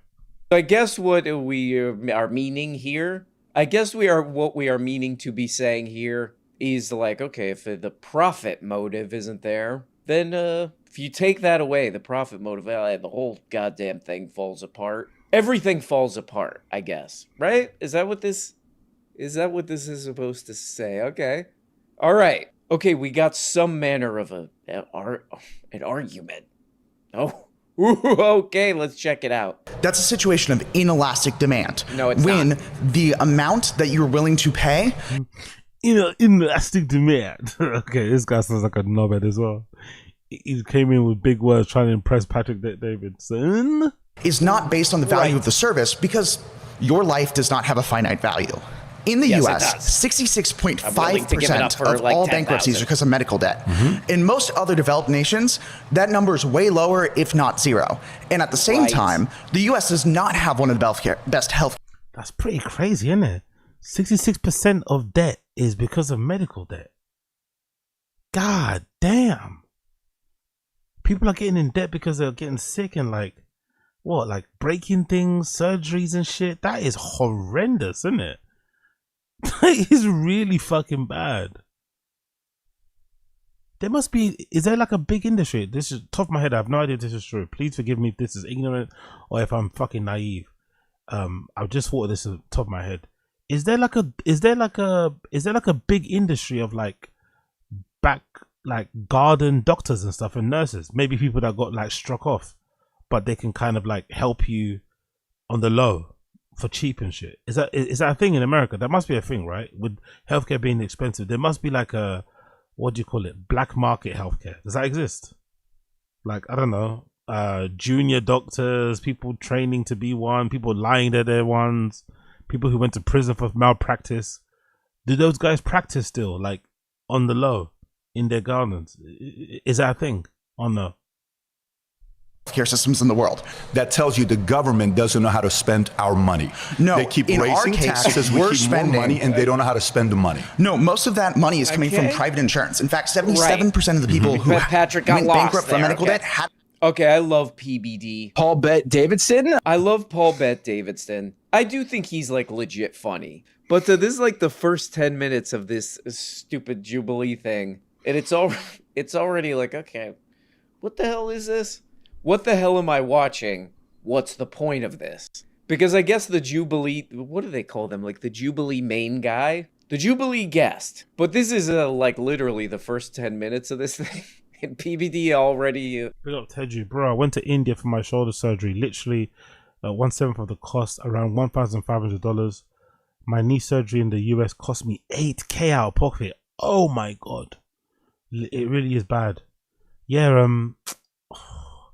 I think I'm actually gonna do it. I think I saw a clip that went viral the other day of some guy who went to China to get his blood work done and everything else, and I think it cost him like £50 or something, $50, something stupid like that. And you got the results the same day, full fucking rundown, everything. I think I'm gonna do that one day. I think when I do eventually get out to, that part of the world, I think that's definitely something I'm definitely gonna go do. I would love to go, because I think even in the UK, those tests that you do to check what sort of stuff you're allergic to and shit, I want to do all that sort of stuff. PBD's already like completely lost because they get to present these like, oh, this is what I think. This is what I think about this. And it's like, oh, if you take the profit motive away in an economic system, the whole goddamn thing falls apart. Then this guy comes up and he gives this obvious example that everybody all the time gives. What about the healthcare thing? We have like a totally profit-driven healthcare system. Doesn't really work very good. And Paul Bet Davidson is like, well, the government sucks. Okay. All right. I think that's what I would have done if I were the other guy on the other side. Okay. Should I just go? Because that's that one kind of over. Hey, if you take the profit motive away from a thing, the thing gets ruined. Okay, yeah, it's the opposite with the healthcare system. And we have like endless information. I mean, big up Asada's. He's even enjoying his freedom, man. He hasn't been faking him. It's hilarious. Big up Josie. I used to watch a homesteading family. The dad went to Mexico to get dental work done, and it was like $8,000 there. $8,000 there. Here in the States, they said it's $20,000. Yeah. We have the same thing with Turkey. Our place to go is Turkey. So in the UK, I don't know, like to get a root canal is like a couple of grand. Obviously, if you go Turkey, you can get it for like 500. So a bunch of people go places like Turkey to go get veneers and all that sort of shit. Turkey's becoming that place now to do that stuff. But obviously, there's like, charlatans as well that exist. But yeah. I mean, out in the open, endless information on that. Yeah, so this is the first 10 minutes of this, and it's already like, okay, I think I might be a normal person, a normal Jubilee viewer like myself. At this point, we should be like, oh, this is a waste of time what I'm watching here. It's a dumb waste of time. I'm one of 362,000 people who watch. I'm wasting my time just like they are. But it gets crazier and crazier. I mean, this is a beautiful Jubilee right here. No, most of that money is coming from private insurance. In fact, 77% of the people who went bankrupt from medical debt had insurance and then lost it because they couldn't pay. So we can address that, the fact that 60-something% of bankruptcies are due to health, which is your right. We've done many content on that piece. I want you to come back to incentive. Address the issue with incentive right now, with capitalism. The reason why the medical debt is so high is because of the profit motive. If people will pay whatever it takes to not die, the profit motive in that case is perverse, because healthcare shouldn't be a market in the same way that other things might be a market. So you don't think the motive to have profit, to come out with a solution, is a good thing for the marketplace, specifically in the healthcare side? Okay, there is one thing that I actually do like about PBD, like legit. This is not doing a joke or anything. I like this about all sales guys, is that if you do sales stuff, crap, over the phone long enough, you do kind of get like skilled at kind of sounding like you know what you're talking about. It's a good skill, just being convincing, And PBD does have this throughout this thing. If you didn't care about this stuff at all, you were like zero interested, you'd be like, that guy seems to know what he's talking about. But if you actually look at the like substance of this thing, PBD sets up a thing where he's like, look, if you take away the the quote unquote profit motive from a thing, the thing falls apart. Okay, here's an example where the opposite happens. The other guy says, and the PBD's like, okay, go back to the thing I was talking about. He's like, that is what we're talking about. I just gave you an example of what you're talking about. PBD's like, let's focus on what I'm talking about here. If PBD wasn't such a convincing sales guy, I think most people would be like, okay, now I'm 10 minutes, 50 seconds in. I think I get what I'm watching here. There's not much to this. We have a market-based system for healthcare. A very basic Most question of that for you. is because a very basic of question non-market-based for you. systems. Basic question for you. Shut if up, that's guys. the case, it keeps going back to the same thing. If it's Exactly. better in other places than it is here, why are Americans and others not going there? Why are people coming here? Okay, PBD has got to stop banging on the table. I listened to all hour and 43... Sorry, let me restate that. I 2x'd all 1 hour, 43 minutes of this. PBD is just like on that table like... Boom, boom, boom, boom, boom. PBD is on that table like... The mic is right there, man. Sounds like there's an earthquake in the Jubilee studio. Yeah, all right. That's a side note. Sorry. Okay, so yeah, PBD's rumbling on that table. He's grumbling and rumbling all over that table. Boom, boom, boom, boom, boom. Nobody's monitoring the sound at the Jubilee studio. Okay, enough with that. But this is a fun one. I think a lot of people don't get the PBD vibe. He's just having a good time. Whatever, man. He's doing some kind of crap. He's doing some kind of sales thing here. But I like this from PBD. This one made me laugh. Where it's like, okay, here's an idea. You take this profit motive thing away, everything falls apart. Okay, what would we call this? The argument or whatever? It's already kind of all over the place, but okay. I mean, we have this is not even really a debate anymore. You have all these stories. You go read all these stories. They're all out there. Oh, United Healthcare or whatever. They use AI to deny, Mima and Peepaws who are sick to deny their healthcare claims. I need medicine. It says you don't. Who says I don't? Oh, it's a robot. Sorry, man. The robot said. Can I talk to that robot? Nah, it doesn't do that. So, you have this example of the falling apart kind of go in the opposite direction of what PBD's saying here. So, PBD doesn't maybe realize he already kind of lost this one. So he makes a little pivot here. And again, this is sales. This is sales mastery. He goes, well, if what you're saying is true, which I'm not arguing, and maybe not so much arguing whether or not it is, why do people love America so much? Why is America #1 the best? Try to answer that one. Mm-hmm. A lot of the time with these people who Patrick Bet David is debating, fast a little bit. survive. Then doesn't make sense. I would say that's fine. The incentive is intrinsic, meaning passion, interest, and honing your skills. Whether you get paid or not. Well, the problem is that we're forcing people to, need to, work to survive. So what's the alternative? So give me another solution, another economic system. May I finish talking? Yeah, actually, I'm awesome. curious. So yeah, the psychological theory of self-determination is widely accepted in psychology and basically explains that intrinsic motivation and passion is actually what predicts incentive. You're arguing that incentive is integral to profit-driven motivation. Okay, yet this girl's really smart right here. This kind of a, whatever you think about this is an interesting idea. Esoteric. It's a little bit esoteric. I don't think PBD's going to like this. It's a little bit too flowery. It's a little bit too up. It's a little bit too airy-fairy for him. No matter what, that PBD can't wrap his head around this one, Mm-hmm. He's talking about incentive. He's like, look, I guess we're kind of figuring out the question as we go. We're figuring out Patrick Bet David's statement. Without the profit motive, everything's going to fall apart. I guess it is. And this girl's like, well, there's a lot of different incentives. Some people are actually really passionate about a thing. I'm really curious though. It's quite impressive how PBD's made it, As I mentioned, the MLM scams, it's interesting. Powerful bunch. Big up ourselves. Okay, whoa. This commie girl is using big words and speaks well, Vinny. I think we found a new host on value attainment. Let me tell you, this is good for the marketplace of ideas. And she's black like Tfatk, my favorite rapper. Look my painting, the painting. Exactly. Big up. Sounds he's gotten away with it a bit, innit? Think about it. Because he's clearly a con man. He's clearly a fucking con man.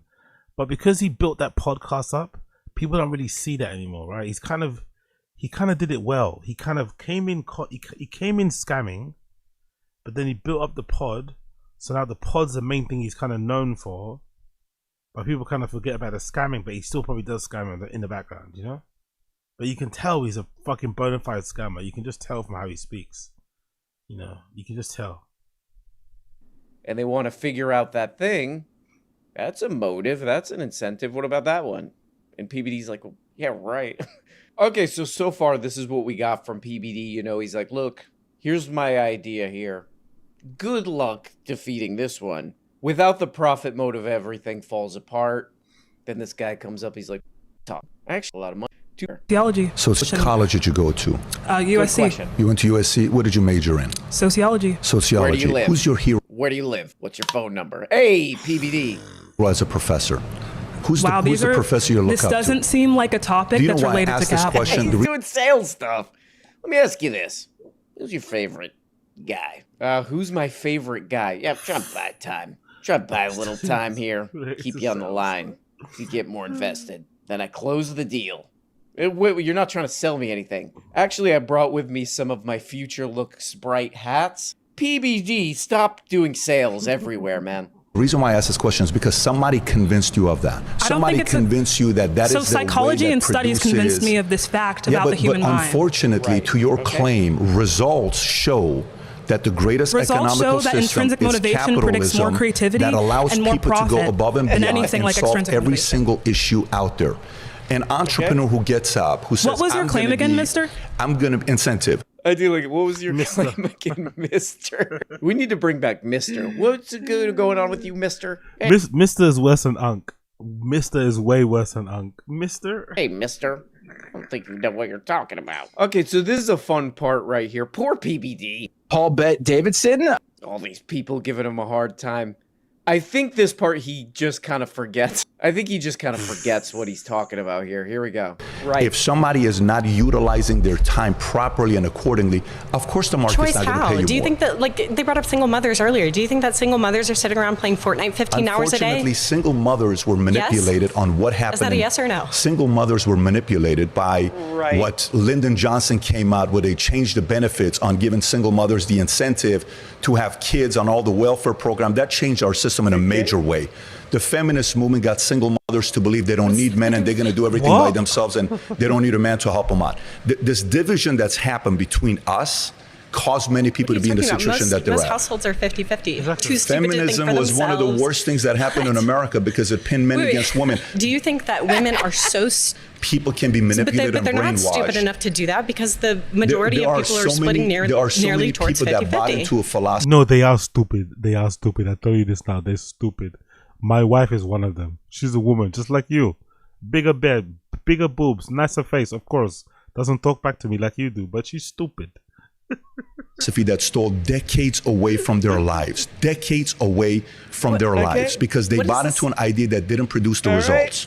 What are you talking about? I'm talking about capitalism is the but- best economical system Right? that provides the best results for people. But we can't just jump back and forth between claim to claim to No, claim. yes, he can. So the claim.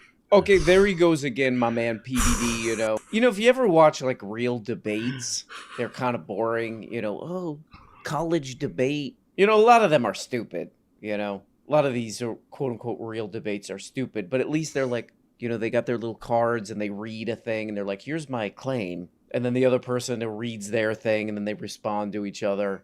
You know, it's like formal debate. And there are these like parameters that you stay within with the debate. Oh, you ever respond to the claim, you know, and then you have to go through each thing that I say and address it. You know, there's all these like constraints, it seems, to real debates.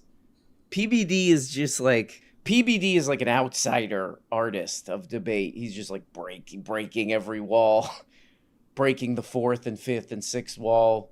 He'll totally change what we're talking about for no reason. You know, this is not a real debate, I guess, quote unquote, whatever, who cares? So, you know, that's great. Go ahead, do that. Start talking about a totally different thing. Because I guess, you know, if you watch this, a lot of it's like, it's hard to follow what's even going on. But I guess what PBD is trying to say is, look, you know, people who are not wealthy, it's like they're not using their time very well. They need to use that time better and they'll be wealthier. And even if we gave PBD like all the credit on this one, we'll be like, okay, so you're saying, you know, people who don't have a lot of money just start a business the way PBD did, and there you go. This would be a disaster if like everybody took PBD's advice, because he ran, let's just say, a questionable company that made him a lot of money. If everybody was doing that, we would, I mean, this system actually would collapse. We would have no food or shelter or anything, transportation. It would most likely, allegedly, be people doing basically scams on each other, you know, entirely. So that's that part. But then this lady's like, okay, so you think people who don't have a lot of money, they're just misusing their time. What about like, you know, some single mother, she's taking care of a kid and then she's working a job. You know, all her time is filled. What about that? And PBD's answer is basically, us single mothers shouldn't exist. Okay. They do, though. No, they shouldn't. Next. The PBD goes next. I just owned that one. Next. We Can I cannot ask you a all question? be like you. When's the last time you read a business book? When's the last time you read a self-help book? I don't need it.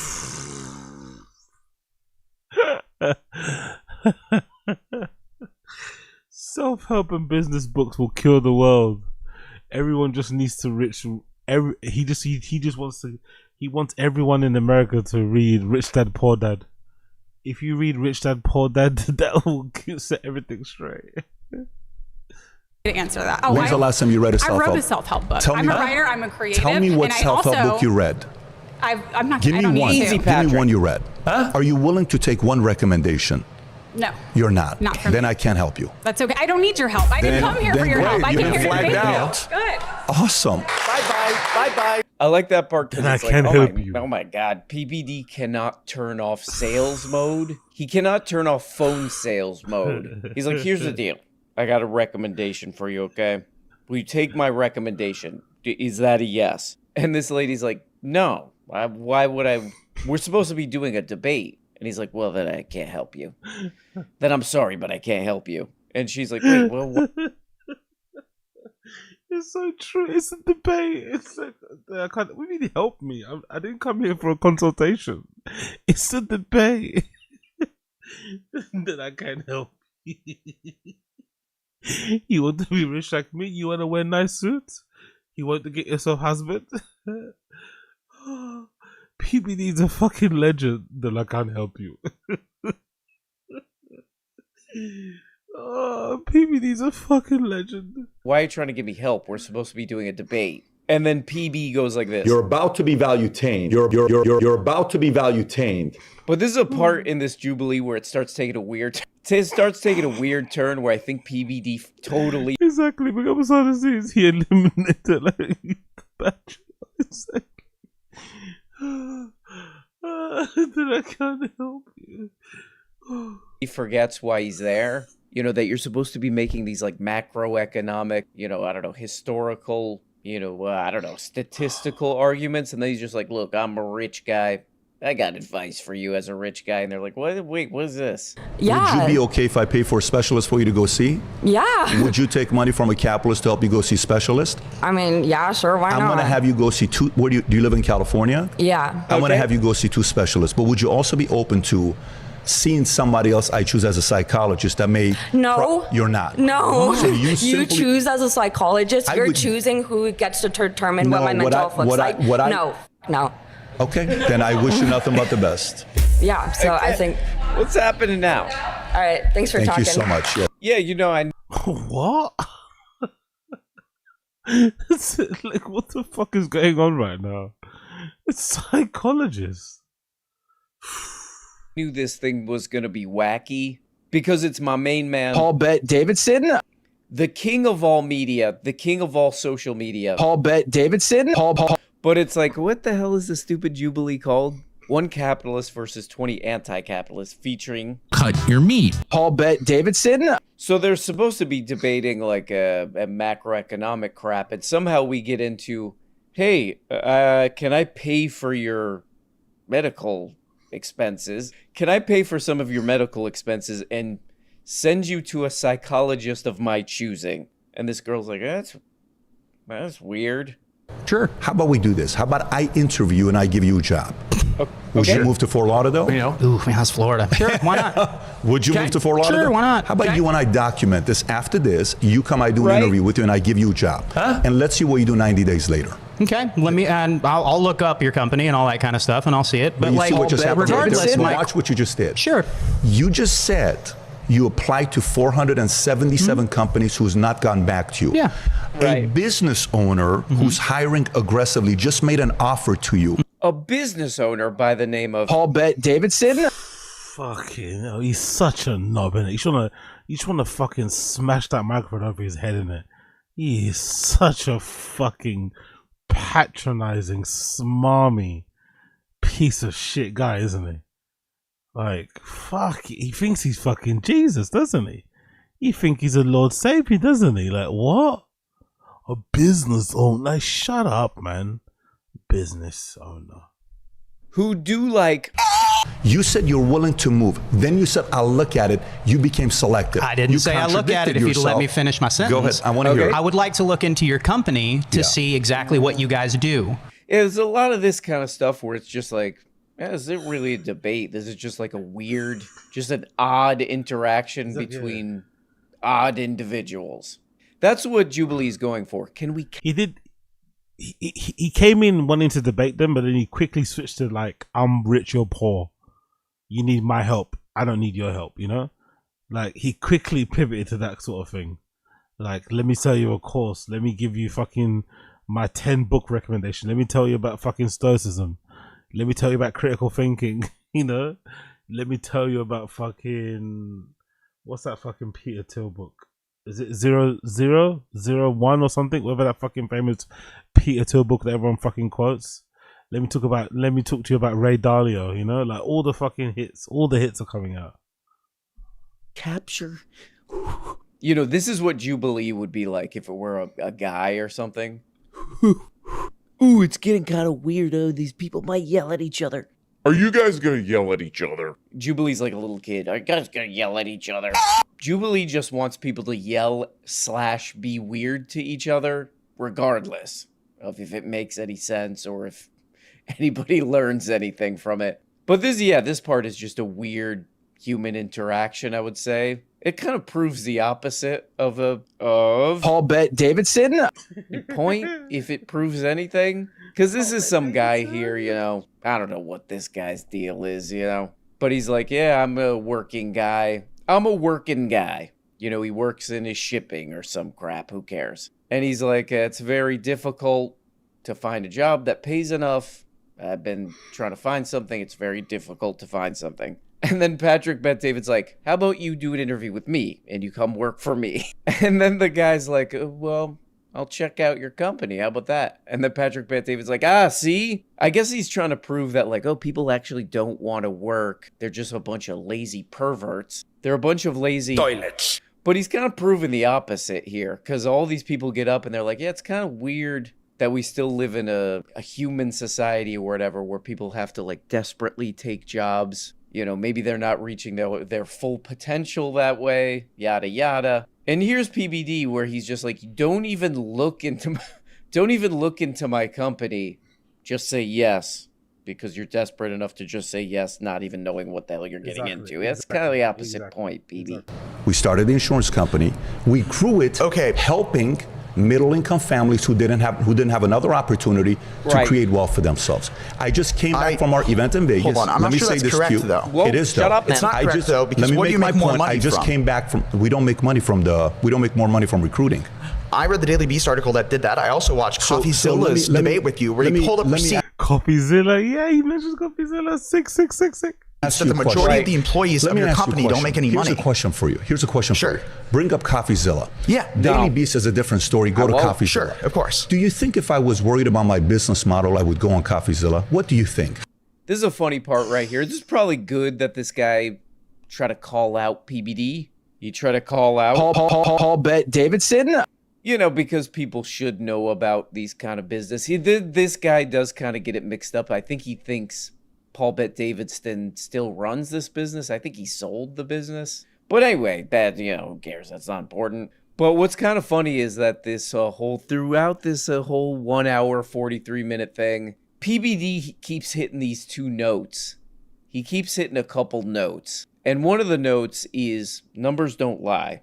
Okay, I'm just looking at the numbers on all the crap that I'm talking about. The raw facts. He says that kind of thing over and over again. And he's also telling these people, hey, look, you can do anything. Anything that's, if anything's going wrong, if there's any problems in your life, that's your fault and you got to fix it and you can do it. Or, maybe a more weird version. That's the self-help guru, motivational speaker way of living, mate. That's it. That's hard times, bad luck, it's all your fault. Of that where he's like, hey, read a book that I probably wrote.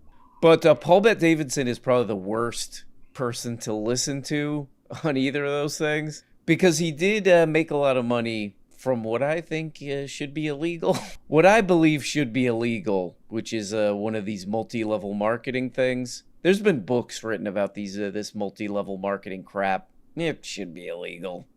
Let's face it, man, it should be illegal. It's a scam. So, when Paul Bet Davidson is like, hey, look, I'm just looking at the numbers here, man.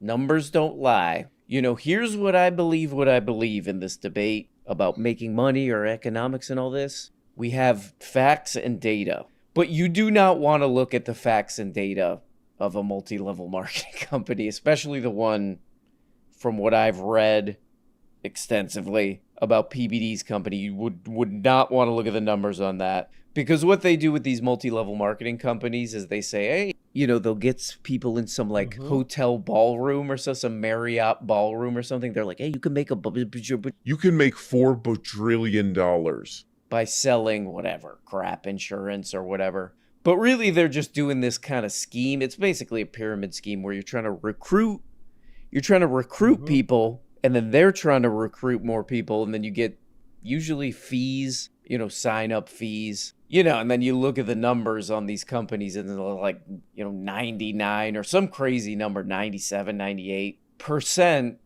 of people working at these companies make less than minimum wage. Jesus so Christ. Yeah, we do not want to look at numbers, PBD, and then the other part of like, hey, look, you can do it.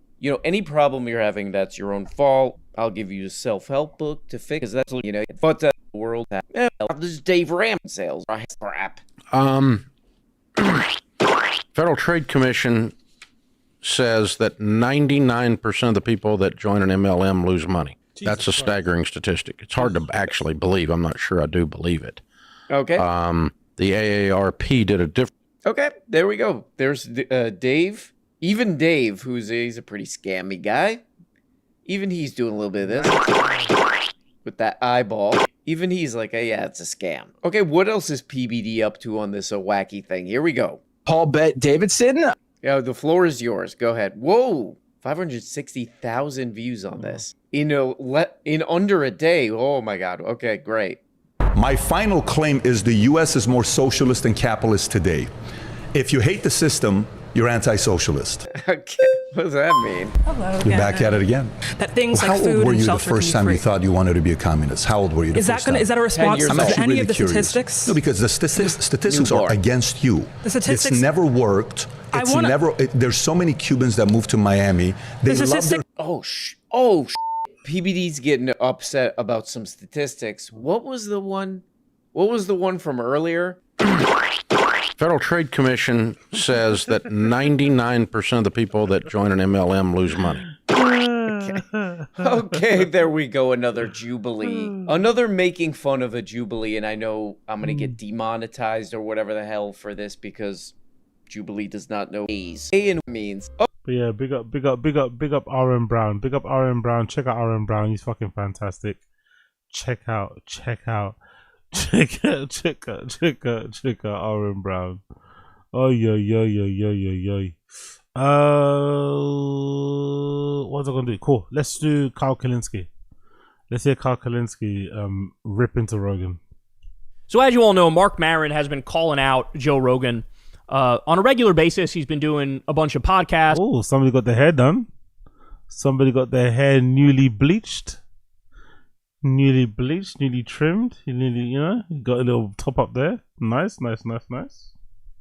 He went to on some podcasts that are in the Rogan sphere, you can say, and he went on some that are not in the Rogan sphere, but his message has been consistent. He's wrapping up his podcast, and he has a new comedy special that came out, but he's really he's really letting it hang out, and he's really telling people like, hey, these guys are fucked up, and let me explain to you how they're fucked up. And he's right. These are all fucking Trump ball coddlers who play coy about it when they're under pressure and pretend like they're not, but they are. That's exactly what they are. And so now it's interesting because between Mark Maron consistently calling out Rogan and the Rogan sphere and that huge video that dropped from the Elephant Graveyard channel. I don't know if you guys have seen this, but go watch the most recent video on the YouTube channel Elephant Graveyard. It's something like how comedy turned into an anti-reality doomsday cult. It's something like that. Go watch it. It's like 2 hours long, but it's well worth it. And it's just ruthlessly dismantles the entire Rogan sphere and how it's a cult and how they're all pathetic followers. None of them are original thinkers. And so between those two things, big up Elephant Graveyard. Massive shout out there. You can tell Rogan is feeling the heat.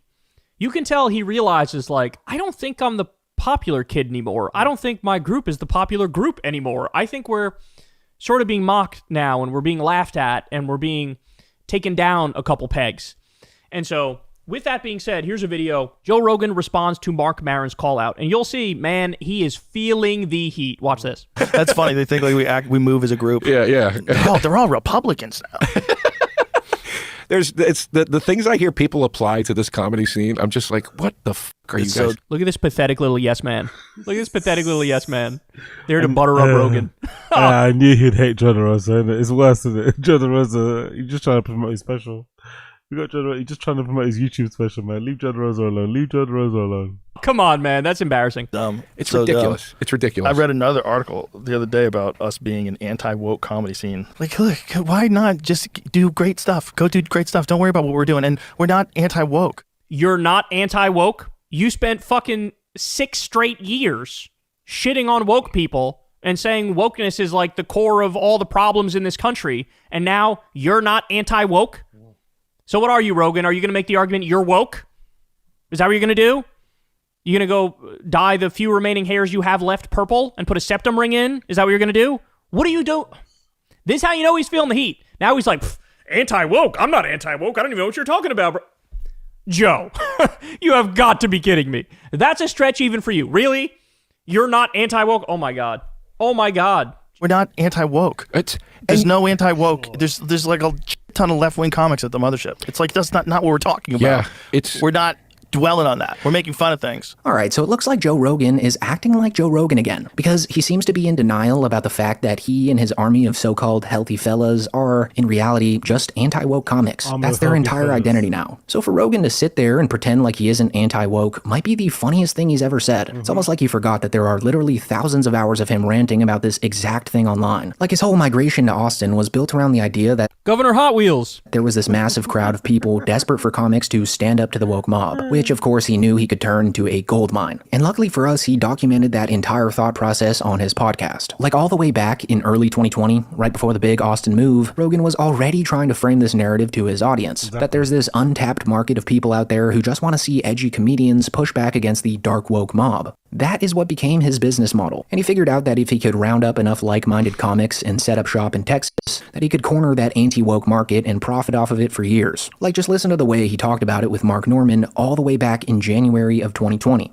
It's like the word retarded. Right? Yes. If you use that, you could use that word and everyone laughs, or you can use that word and you're a monster. That's why I don't get. Why would you want to be on that bad snitch, tattletale side of all this? Because they want to be woke. And because there's a lot of fear in being against wokeness. That's what it is. People coming after you. If you don't want to be shit on, you have to comply 100%. And then if you don't, scary. They come after you. It is scary. And it's a bummer. Who wants to live like that? Well, nobody does. But here's the thing. When you don't comply, so many people are like, thank you. Of course, thank you. There's so many. I think more people are happy. It's just the voices that are upset at you for not being woke are the louder ones. Right. And they're more into it because they're retarded. And I think that clip is important because it shows the exact mindset Rogan had going into all this. Come on, Carl, tell us something, brother. What's Carl saying? I'll do clip. Come on, Kyle, give us something, Kyle. This is total cope. This is such hack shit. All the criticism of me that has ever come from other comedians, none of the substance of that criticism matters. Don't even look at the substance of that criticism. Because it's not about that. They're just jealous. Well, how fucking convenient. How mighty fucking convenient. That Mark Maron, every specific argument he's made against specific things you stand for, that's all just because he's jealous. Yeah, exactly. Yeah. Also, like, even just the notion that everybody wants that's not true. There's plenty of us out here that are introverts. I don't need any fucking friends. Like, I have my friends from fucking childhood, and I'm good with them. Like, I don't need to expand the circle. I'm not looking to get in with these comedians or these political commentators or whatever the fuck. I don't give a fuck. I'm here to do my job, dog. I'm here to do and that means calling out people who are spewing some bullshit, and you're spewing some fucking bullshit. So this is from beginning to end, and he knows this is cope. This is how he sleeps at night, by convincing himself that the only way anybody could ever criticize me and my right-wing comedian friends is because they're jealous. Yeah. It can't be because, no, people are actually... You now are, Joe. You're part of the mainstream now. That's what you need to understand. You're part of the establishment. You went to the fucking inauguration of Donald Trump. Exactly. You don't get to play this game anymore where you're anti-elite with your hundreds of millions of dollars, or anti-establishment, or I'm an outsider. No, the fuck you're not. The real outsiders are Mark Maron. It is Elephant Graveyard. Those are the actual outsiders. And they're trying to save comedy. Do you remember, like, I don't know if you ever experienced this, but... They're trying to save comedy. They're trying to save comedy. Carl Kalinske, you need to fucking relax, bro. It's not that deep. You need to relax. But hey, big up Carl Kalinske. Big up Blood Clot Carl Kalinske. Let's move on quickly. I want to quickly show you what's been happening with Blood Clot Brandon. Big up my guy Brandon. Brandon's been going through it. Brandon from No Jump has been going through it. He turned down a fade, and I want to show you what happened because it's pretty funny. It's all pretty funny. So, let me show you what happened. Let me show you some clips of what happened. So let's just go one by one, right? So we'll go that one. Bear me a second here while I get them to load. We'll go that one. Which one else did we go to? We'll go that one. That one. That one. And I think that one. And I think this one too. And maybe that one too. Maybe this one. And then that one. And that's it. Yeah, cool. So this is what what's up, cuz? So this is what happened. Let me show you. So, not so defiant Brandon Tucker gets repeatedly marked out, cops several pleas, and threatens to smoke a fighter to avoid the fade. So he was invited to come, shoot the fair one, and this guy who trains people MMA and shit, and is a fighter himself, in his garage or some nats. And I guess when fucking what's his face? I guess when he got there, he got a bit flustered and annoyed, and he basically just dipped and went home, and then blamed, the house and stuff. I don't know, loads of weird shit. Let's just play the clip anyway, so you can see what happens. Bucci Bear is the one in the blue, that one there with the big belly. He's from No Jumper. And this guy, I don't really know where he's from. He might be part of Viral Way. I'm not really too sure, but it's just funny to watch anyway. Just check it out. Oh, now see. I want to get your boy, man. I'm smoking. Oh, you want to smoke? I'm smoking nigga. Anybody ever call me a faggot like I called this? No, you're a faggot. One, he would have did something. I'll go to whatever fucking gym is posing ass. Come on, man. Watch out, bro. What's up, cuz? Oh, now see. The washing machine, the refrigerator, the tea. This is not this way. There's too many gyms in SoCal for us to be fighting in this nigga garage. We got concrete floors. We in somebody. No Jumper was concrete floors. Nigga said that he got. It's ultimately gonna be on the fighter. I can't call it. When a nigga tell you his garage, I don't think. Bro, this ain't even nothing. You expect that nigga to have a whole ring in his garage? Exactly. Listen, have you ever seen? I can't believe I'm popping this shit in this nigga.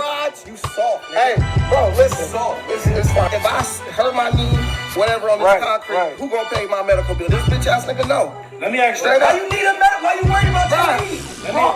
The man can't. Bucci Bear, bro. If I hurt my knee, God Almighty, he's going out mad sad, isn't it? Yeah, he's got a badonkadonk, innit? He's got a badonkadonk there. But he's going out mad sad. What's happened to this guy, bro? Do you think he's got PTSD from getting knocked down twice with those body blows? Do you think he doesn't like the feeling of being publicly mocked and humiliated? So now that he's seen this fight's going to happen in 4K in HD and it's real, he's now getting cold feet and cancelling because he doesn't want to put on a shit show. So he runs away type of thing. It sounds like one of those things because Jesus Christ, man. Honestly. What a wild guy. He's completely changing how he was. Before he was like scrapping anybody, fight anybody, shoot anyone, I want to fuck up suspect, this, that and the other. Now he's turning down fades from like fellow martial artists in their garage gym dojo. Really strange. Look at this. This scary ass nigga. Put your hand on my face, man. Put your hand on my face. You're a faggot? No, you a faggot. Come on in. Come on in. This man pure. I fight in the gym where niggas with money fight at. Hey, have you ever seen? It's like, if y'all gonna do it on a match, y'all gonna do it or not? Like, how we about to do it? I'm down for whatever. He said put him down, right? I'm down for whatever. He said I got a gym in my garage. That's what he said. Not a gym. Nah, bro, my nigga, come on. Still the best in my life. Please video call me because I'm trying to show you what's up right here. And I'm talking about let's do it at a real gym. And this dude like, you're a bitch, you're this and that. I'm gonna take my advice from a real Muay Thai fighter right now. That? He's gonna call me right now. This guy's supposed to give me a headgear, not a kid headgear. Give him a headgear. You got to know about headgear. The nigga said I got headgear. Did he not say all right? He wants headgear. Come on, Bucci Bear. Now you want headgear. Come on, guy. Bro, don't use them like that. Nigga, we could have met at a real gym. Nigga, I got the keys. Nigga, we could have met at a real gym. Nigga, I got the keys. He said he can go open a gym right now. Yeah, go open a gym right now. Go open up one right now. I'll go with you. Bro, what? Let's go. So he wants to go to the gym. Okay, this is where you're turning down a fade. The guy's like, okay, let's go to Brandon's gym, the guy in the blue. Let's go to your gym, then we can shoot the fade on there. We can shoot the fade there. How does Bucci respond to that? No, you said you could go open up the keys to a gym. I'll go with you. Where my gym is at, we can't do this like that. And I'll go with you. Where my gym is at, we can't do this like that. Where my gym is at. The way my gym is set up. Jesus Christ, Bucci Bear. Jesus Christ. He don't want it. Headgears don't need it. Mats not needed. All that shit is sport. For points. Did he pill out? My God, if he killed out. He a bitch, cuz. Oh my mama, oh my kids. Jesus Christ. Bucci Bear, Bucci Bear, Bucci Bear. Once again, failing everybody. Let me quickly show you another one. Another angle that makes him look horrendous, by the way, is another angle. Where my gym is at, we can't do this like that. And mine is right here. Come on! This nigga's a pussy! Hey, you're a fat. Hey, I'm sorry to waste y'all time. Y'all hungry? Nah. Wait, you came all the way out here? Hey, you want some pepper pot? This fat goofy, no jumper, faggot.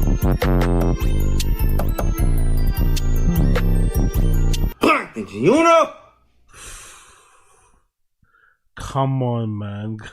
Where my gym is at, you can't go late night.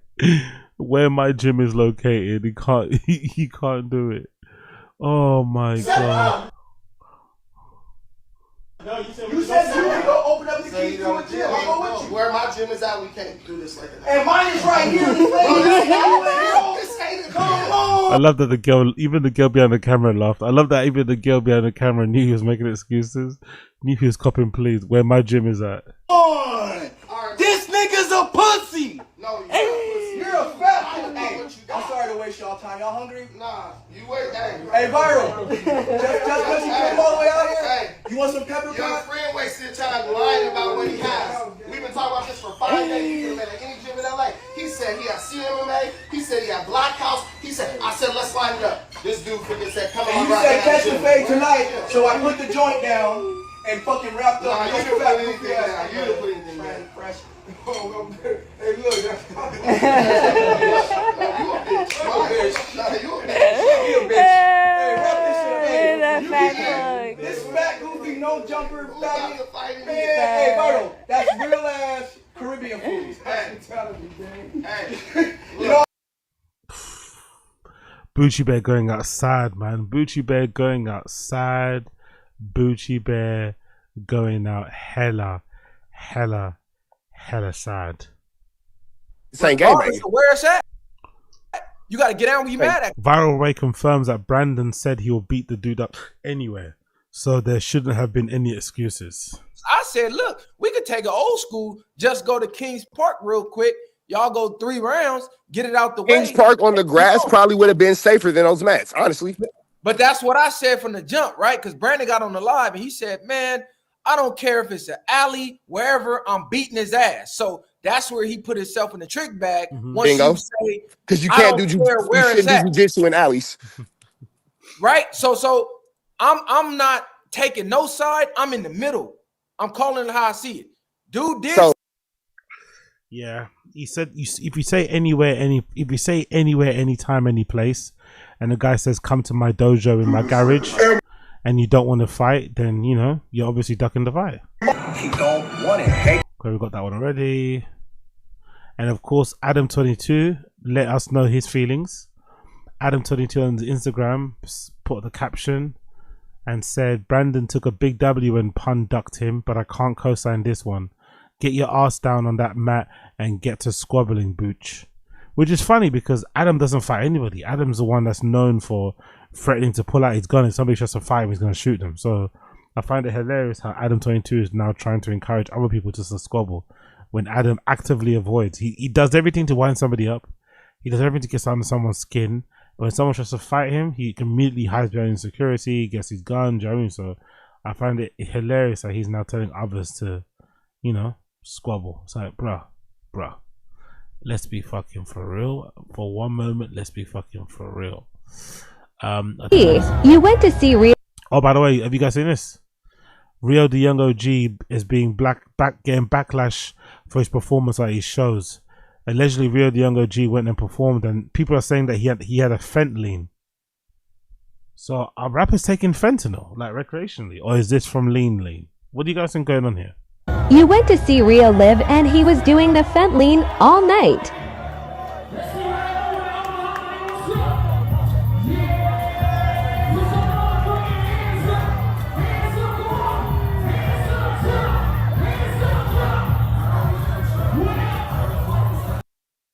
What do you think's going on there? Is that fentanyl?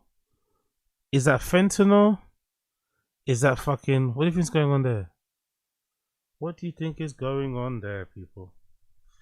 What do you think is going on there? What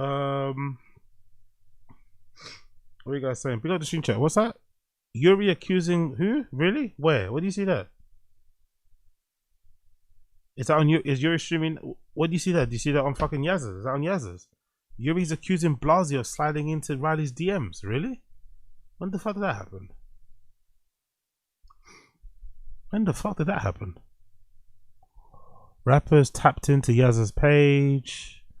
Mike, I don't see anything. Where's Yuri? The viral way. Where is it? Where'd you get that information from, my guy? Where'd you get that information from? Spill the beans. Yuri's accusing Blasio of sliding into his DMs. Are you for real? Or is that cap? Notable has no battery smoke detector. Yuri is okay. Is that fresh? No, that's not fresh. That's a Rio the Young OG. That's a rapper called Rio the Young OG. And also, Flocko is getting surgery allegedly. They're saying Flocko is getting some sort of gastric bypass. The rumors are that. This is the rumors. The rumors are he's either getting a gastric bypass or he's on Ozempic. But Flocko posted this. LA is been dope journey. See y'all in 60 days, sorry. I'm taking the next 60 days to reset these bad habits and really focus on my health. I ain't enough clout and money in the world worth being unhealthy and dead at 35 years old. I finally hired the right people to hold me accountable. So, I don't know. People are saying that he's probably getting a gastric bypass or whatever, having some sort of stomach stapled, but I'm curious to see what's gonna happen with this guy in 60 days. He's not gonna last the 60 days, of course not. You know, but hey, I guess we could all hope and pray. We could hope and pray. Pick up the stream chat. Okay, he talked about it on his stream today. Okay, Flacco looked generally disgusting. I don't know what he's doing, but I hope it improves his life. Yeah, let's see. Let's see. Hopefully it helps him and works out, because he does look pretty horrible. As you mentioned, he does look really fucking bad. He does look really fucking bad. But yeah, where is he? I think there's I saw a clip of him wearing some really funky shoes on Ace Boys the other day. The same girls that are arguing the other day, look at them, they're all made up. Those very same girls that are fighting the other day have made up.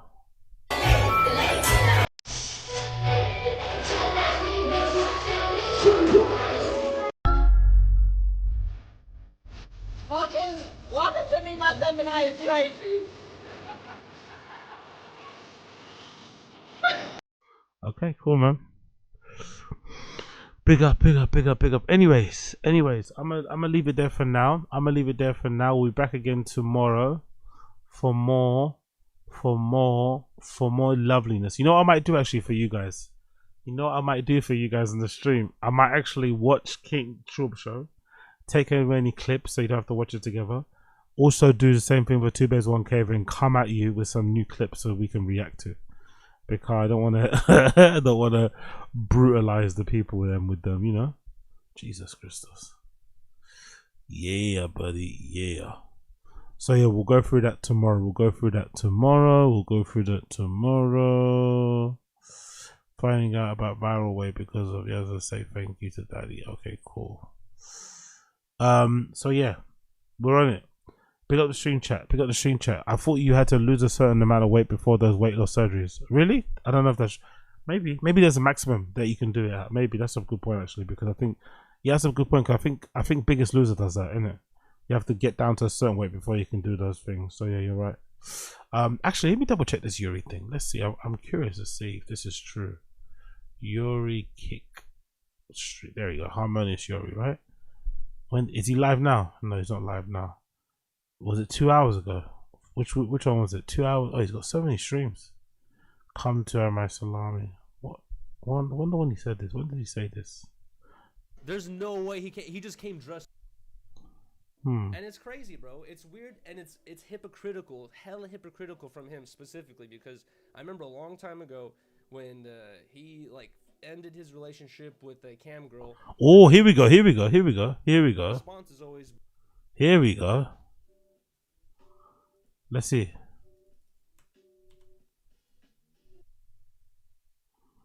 Here we go. A good Labor Day. Here we go. Let's see this. Why are you making that face? Big up Wyatt Johnson. I hate the way he drinks. Honestly, I hate the way he drinks alcohol. What? Why are you making that? I know everyone does this, but I hate the way he drinks alcohol. I hate the fucking taking the shot and with the chaser of the drink. It's so pussified. Just take the fucking shot. What's this fucking chaser shit about? It's such a pussy way to drink a shot. Line the mouth, drink. Like, what is this? Yuck. But anyway, get to it. Destroy Blasey. This rant that I've been talking about going on. The more time that goes by today, the more I'm like, do I even want to go on this rant? But I kind of do because of this specific reason, which is people DM me. I'll get this DM. It's like a reoccurring DM of people saying, Yuri, like fucking reignite the relationship with your old friends. They were the real homies. They were the real friends. Blah blah, all that stuff. And I, to specific people, I'll reply. To just trolls, I won't. But when it's like someone's looking for a genuine response, my response is always, bro, there's multiple things that have happened already that proves that this is not no type of like solid friend relationship or homie. You know what I mean? Like I can't. If I was him though, even if those guys weren't your homies, solid friends, I would be a little bit concerned at his age to just be hanging around your girl, having no male friends, or just being with your girl the whole entire time. And anytime somebody tries to give you advice or tries to get, I don't know, whatever, tries to give you advice about your relationship, about your life, it feels like from the outside looking anyway, whenever anybody gets close enough to them, they immediately cut them out because they just want to keep their relationship the way it is. You know, toxic, whatever it may be, however they are. I won't say toxic because they've kind of moved on for the show. I haven't really seen a clip of them shouting at each other in a long time. But if I was Yuri, just the optics of just only being around my girl would be a little bit worrying, you know? Like, why don't you have any friends? Like, why do all your friends hate you? Why are you the common denominator in all these things? Why does everyone seem to like, you know? I don't know. At some point, you got to start looking in the mirror and thinking whether or not you might be the problem too, my friend. But let's see what to say. Can't imagine, even if Freddie Mercury and I were to have some sort of argument, huge disagreement, and we like some sort of separation, I can't imagine him doing a bunch of the fucking bullshit I've been seeing happening and shit like that. So it's like more of about like the speaking or like the character of the person, you know what I mean? And okay, one of those examples apparently is motherfucking Blasey. Why? And it's crazy, bro. It's weird and it's hypocritical, hella hypocritical from him specifically, because I remember a long time ago when he like ended his relationship with a cam girl. I remember he said like to me, like just off streamers talking, he's like, bro, he's like, the end of this relationship kind of exposed all my homies, who's the real ones and who's the fake ones. I was like, what do you mean by that? And he said that after their relationship ended, she was telling him like, hey man, remember, you know, Bob, Joe, and Steve from our friend group? Yeah, by the way, they're in my DMs trying to see what's up type shit. And he's like, that's kind of crazy, you know, that one day you're hanging out with your homie and your girl and you think it's all just homies type stuff, but you don't really know what the hell's going on in your homie's brain until the, you know, relationship's over. So anyways, today, anyways, like I said, Blasey said, he was like, oh man, really kind of showed me who my real homies are because they try to hit up my ex as soon as the relationship is done. If it's a random dude, who cares, right? But if it's like someone that you legitimately used to chill with, like they would come to your house and then they're trying to hit up your girl after fucking the relationship is over, it's kind of strange. It's like, what were you thinking the whole time? But anyways, this fool fucking followed Riley today on an alt account and then liked one of her photos that she just posted. And it's like, what are you doing, dude? Why? What is the motivation? Does he know for sure that that's Blasey though?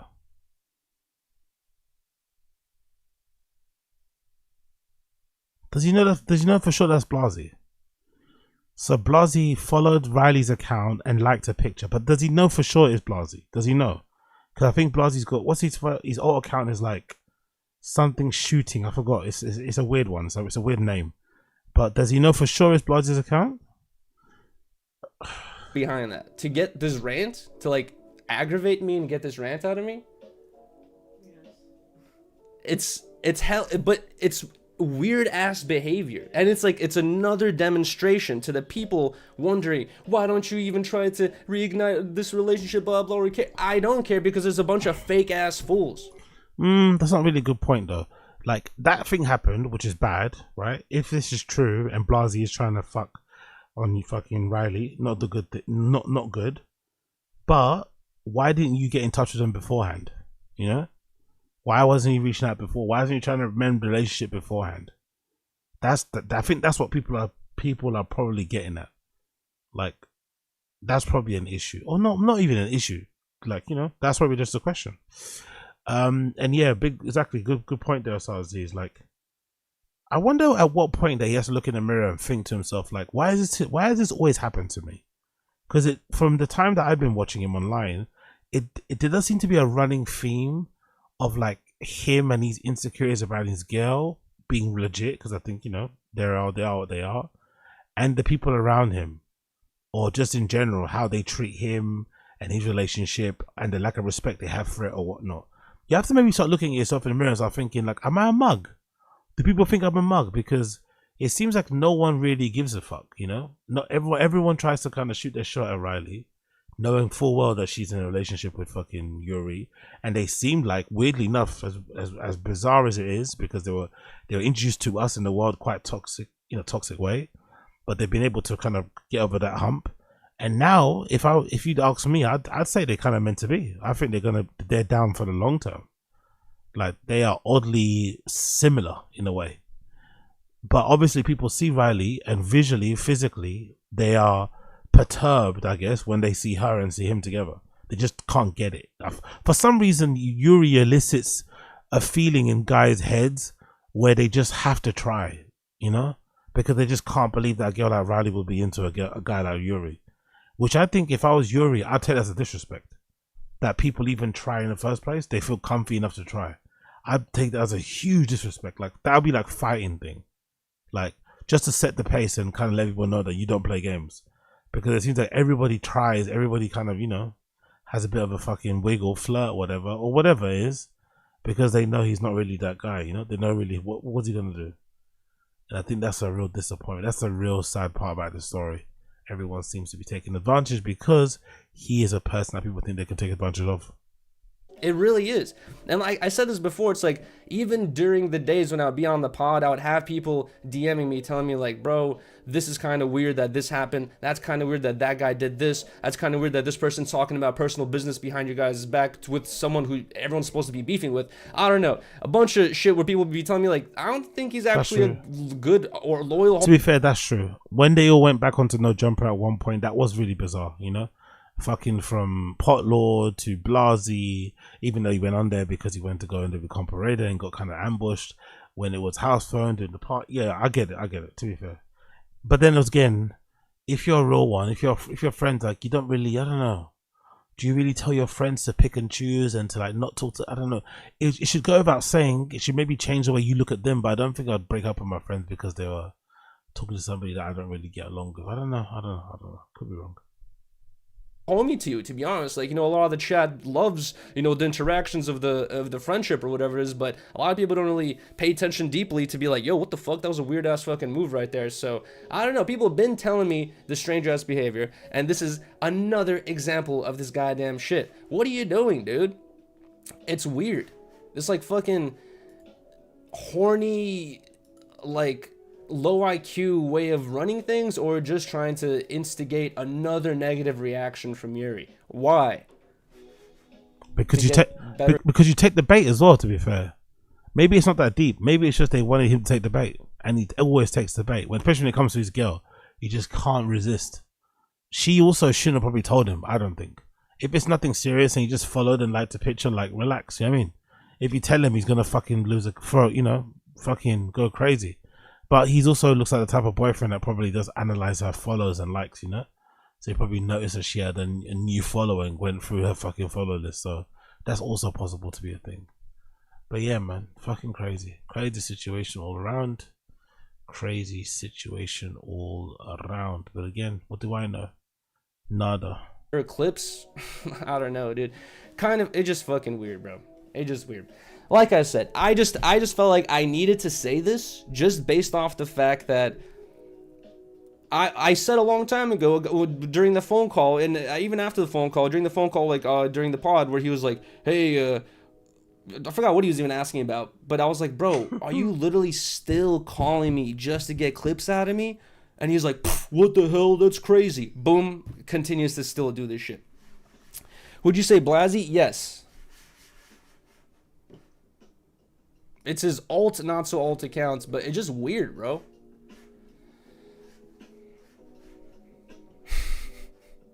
What the fuck is going on? I'm playing Battlefield. Re-listen to the rant if you'd like, but it's, like I said, just the nail in the coffin with this. Oh, bro, they were your OG homies. No, they were not, bro. They were like apparently never saw it at all. Anyway, that's basically it. Fucking hell. Hey, man, either buck up and bang guys or, like, you know, get over it, man. It is what it is. What can you do, brother? What can you do? It's a bit annoying, I get it, but at some point he has to stop taking the bait. At some point they have to just stop responding. Just move on, man. Just move on. He's sending her. You still got her. She still lives in your house. She still sleeps in your bed. It doesn't fucking matter. Just move on. Is it disappointing? Yes, whatever it may be, but just move on. Like, it doesn't even have to be addressed, you know? You didn't even need to fucking press turn on your stream. Zero. Just a messy nonsense. Just, you know, just messy fucking nonsense. Messy fucking nonsense. Anyway, people, that's me. That's my time. I'm off skis. See you guys tomorrow for day 6 of 31. Day 6 of 31, this marathon stream. Make sure you smash the like button down below, subscribe to the channel, all that good shit. That'd be greatly appreciated. And of course, get a membership too if you want to help us reach the 500 member target. Link to get your memberships are in the description down below. If you can't find them, holla, let me know. I'll send you a new one. You get me? Big up everybody. Appreciate you. Appreciate you. Appreciate you. And I'll see you, fingers crossed, sometime tomorrow. Sometime tomorrow for day 6. Sometime tomorrow for day 6. But for now, peace out, my people. Peace out. Peace out. Peace out.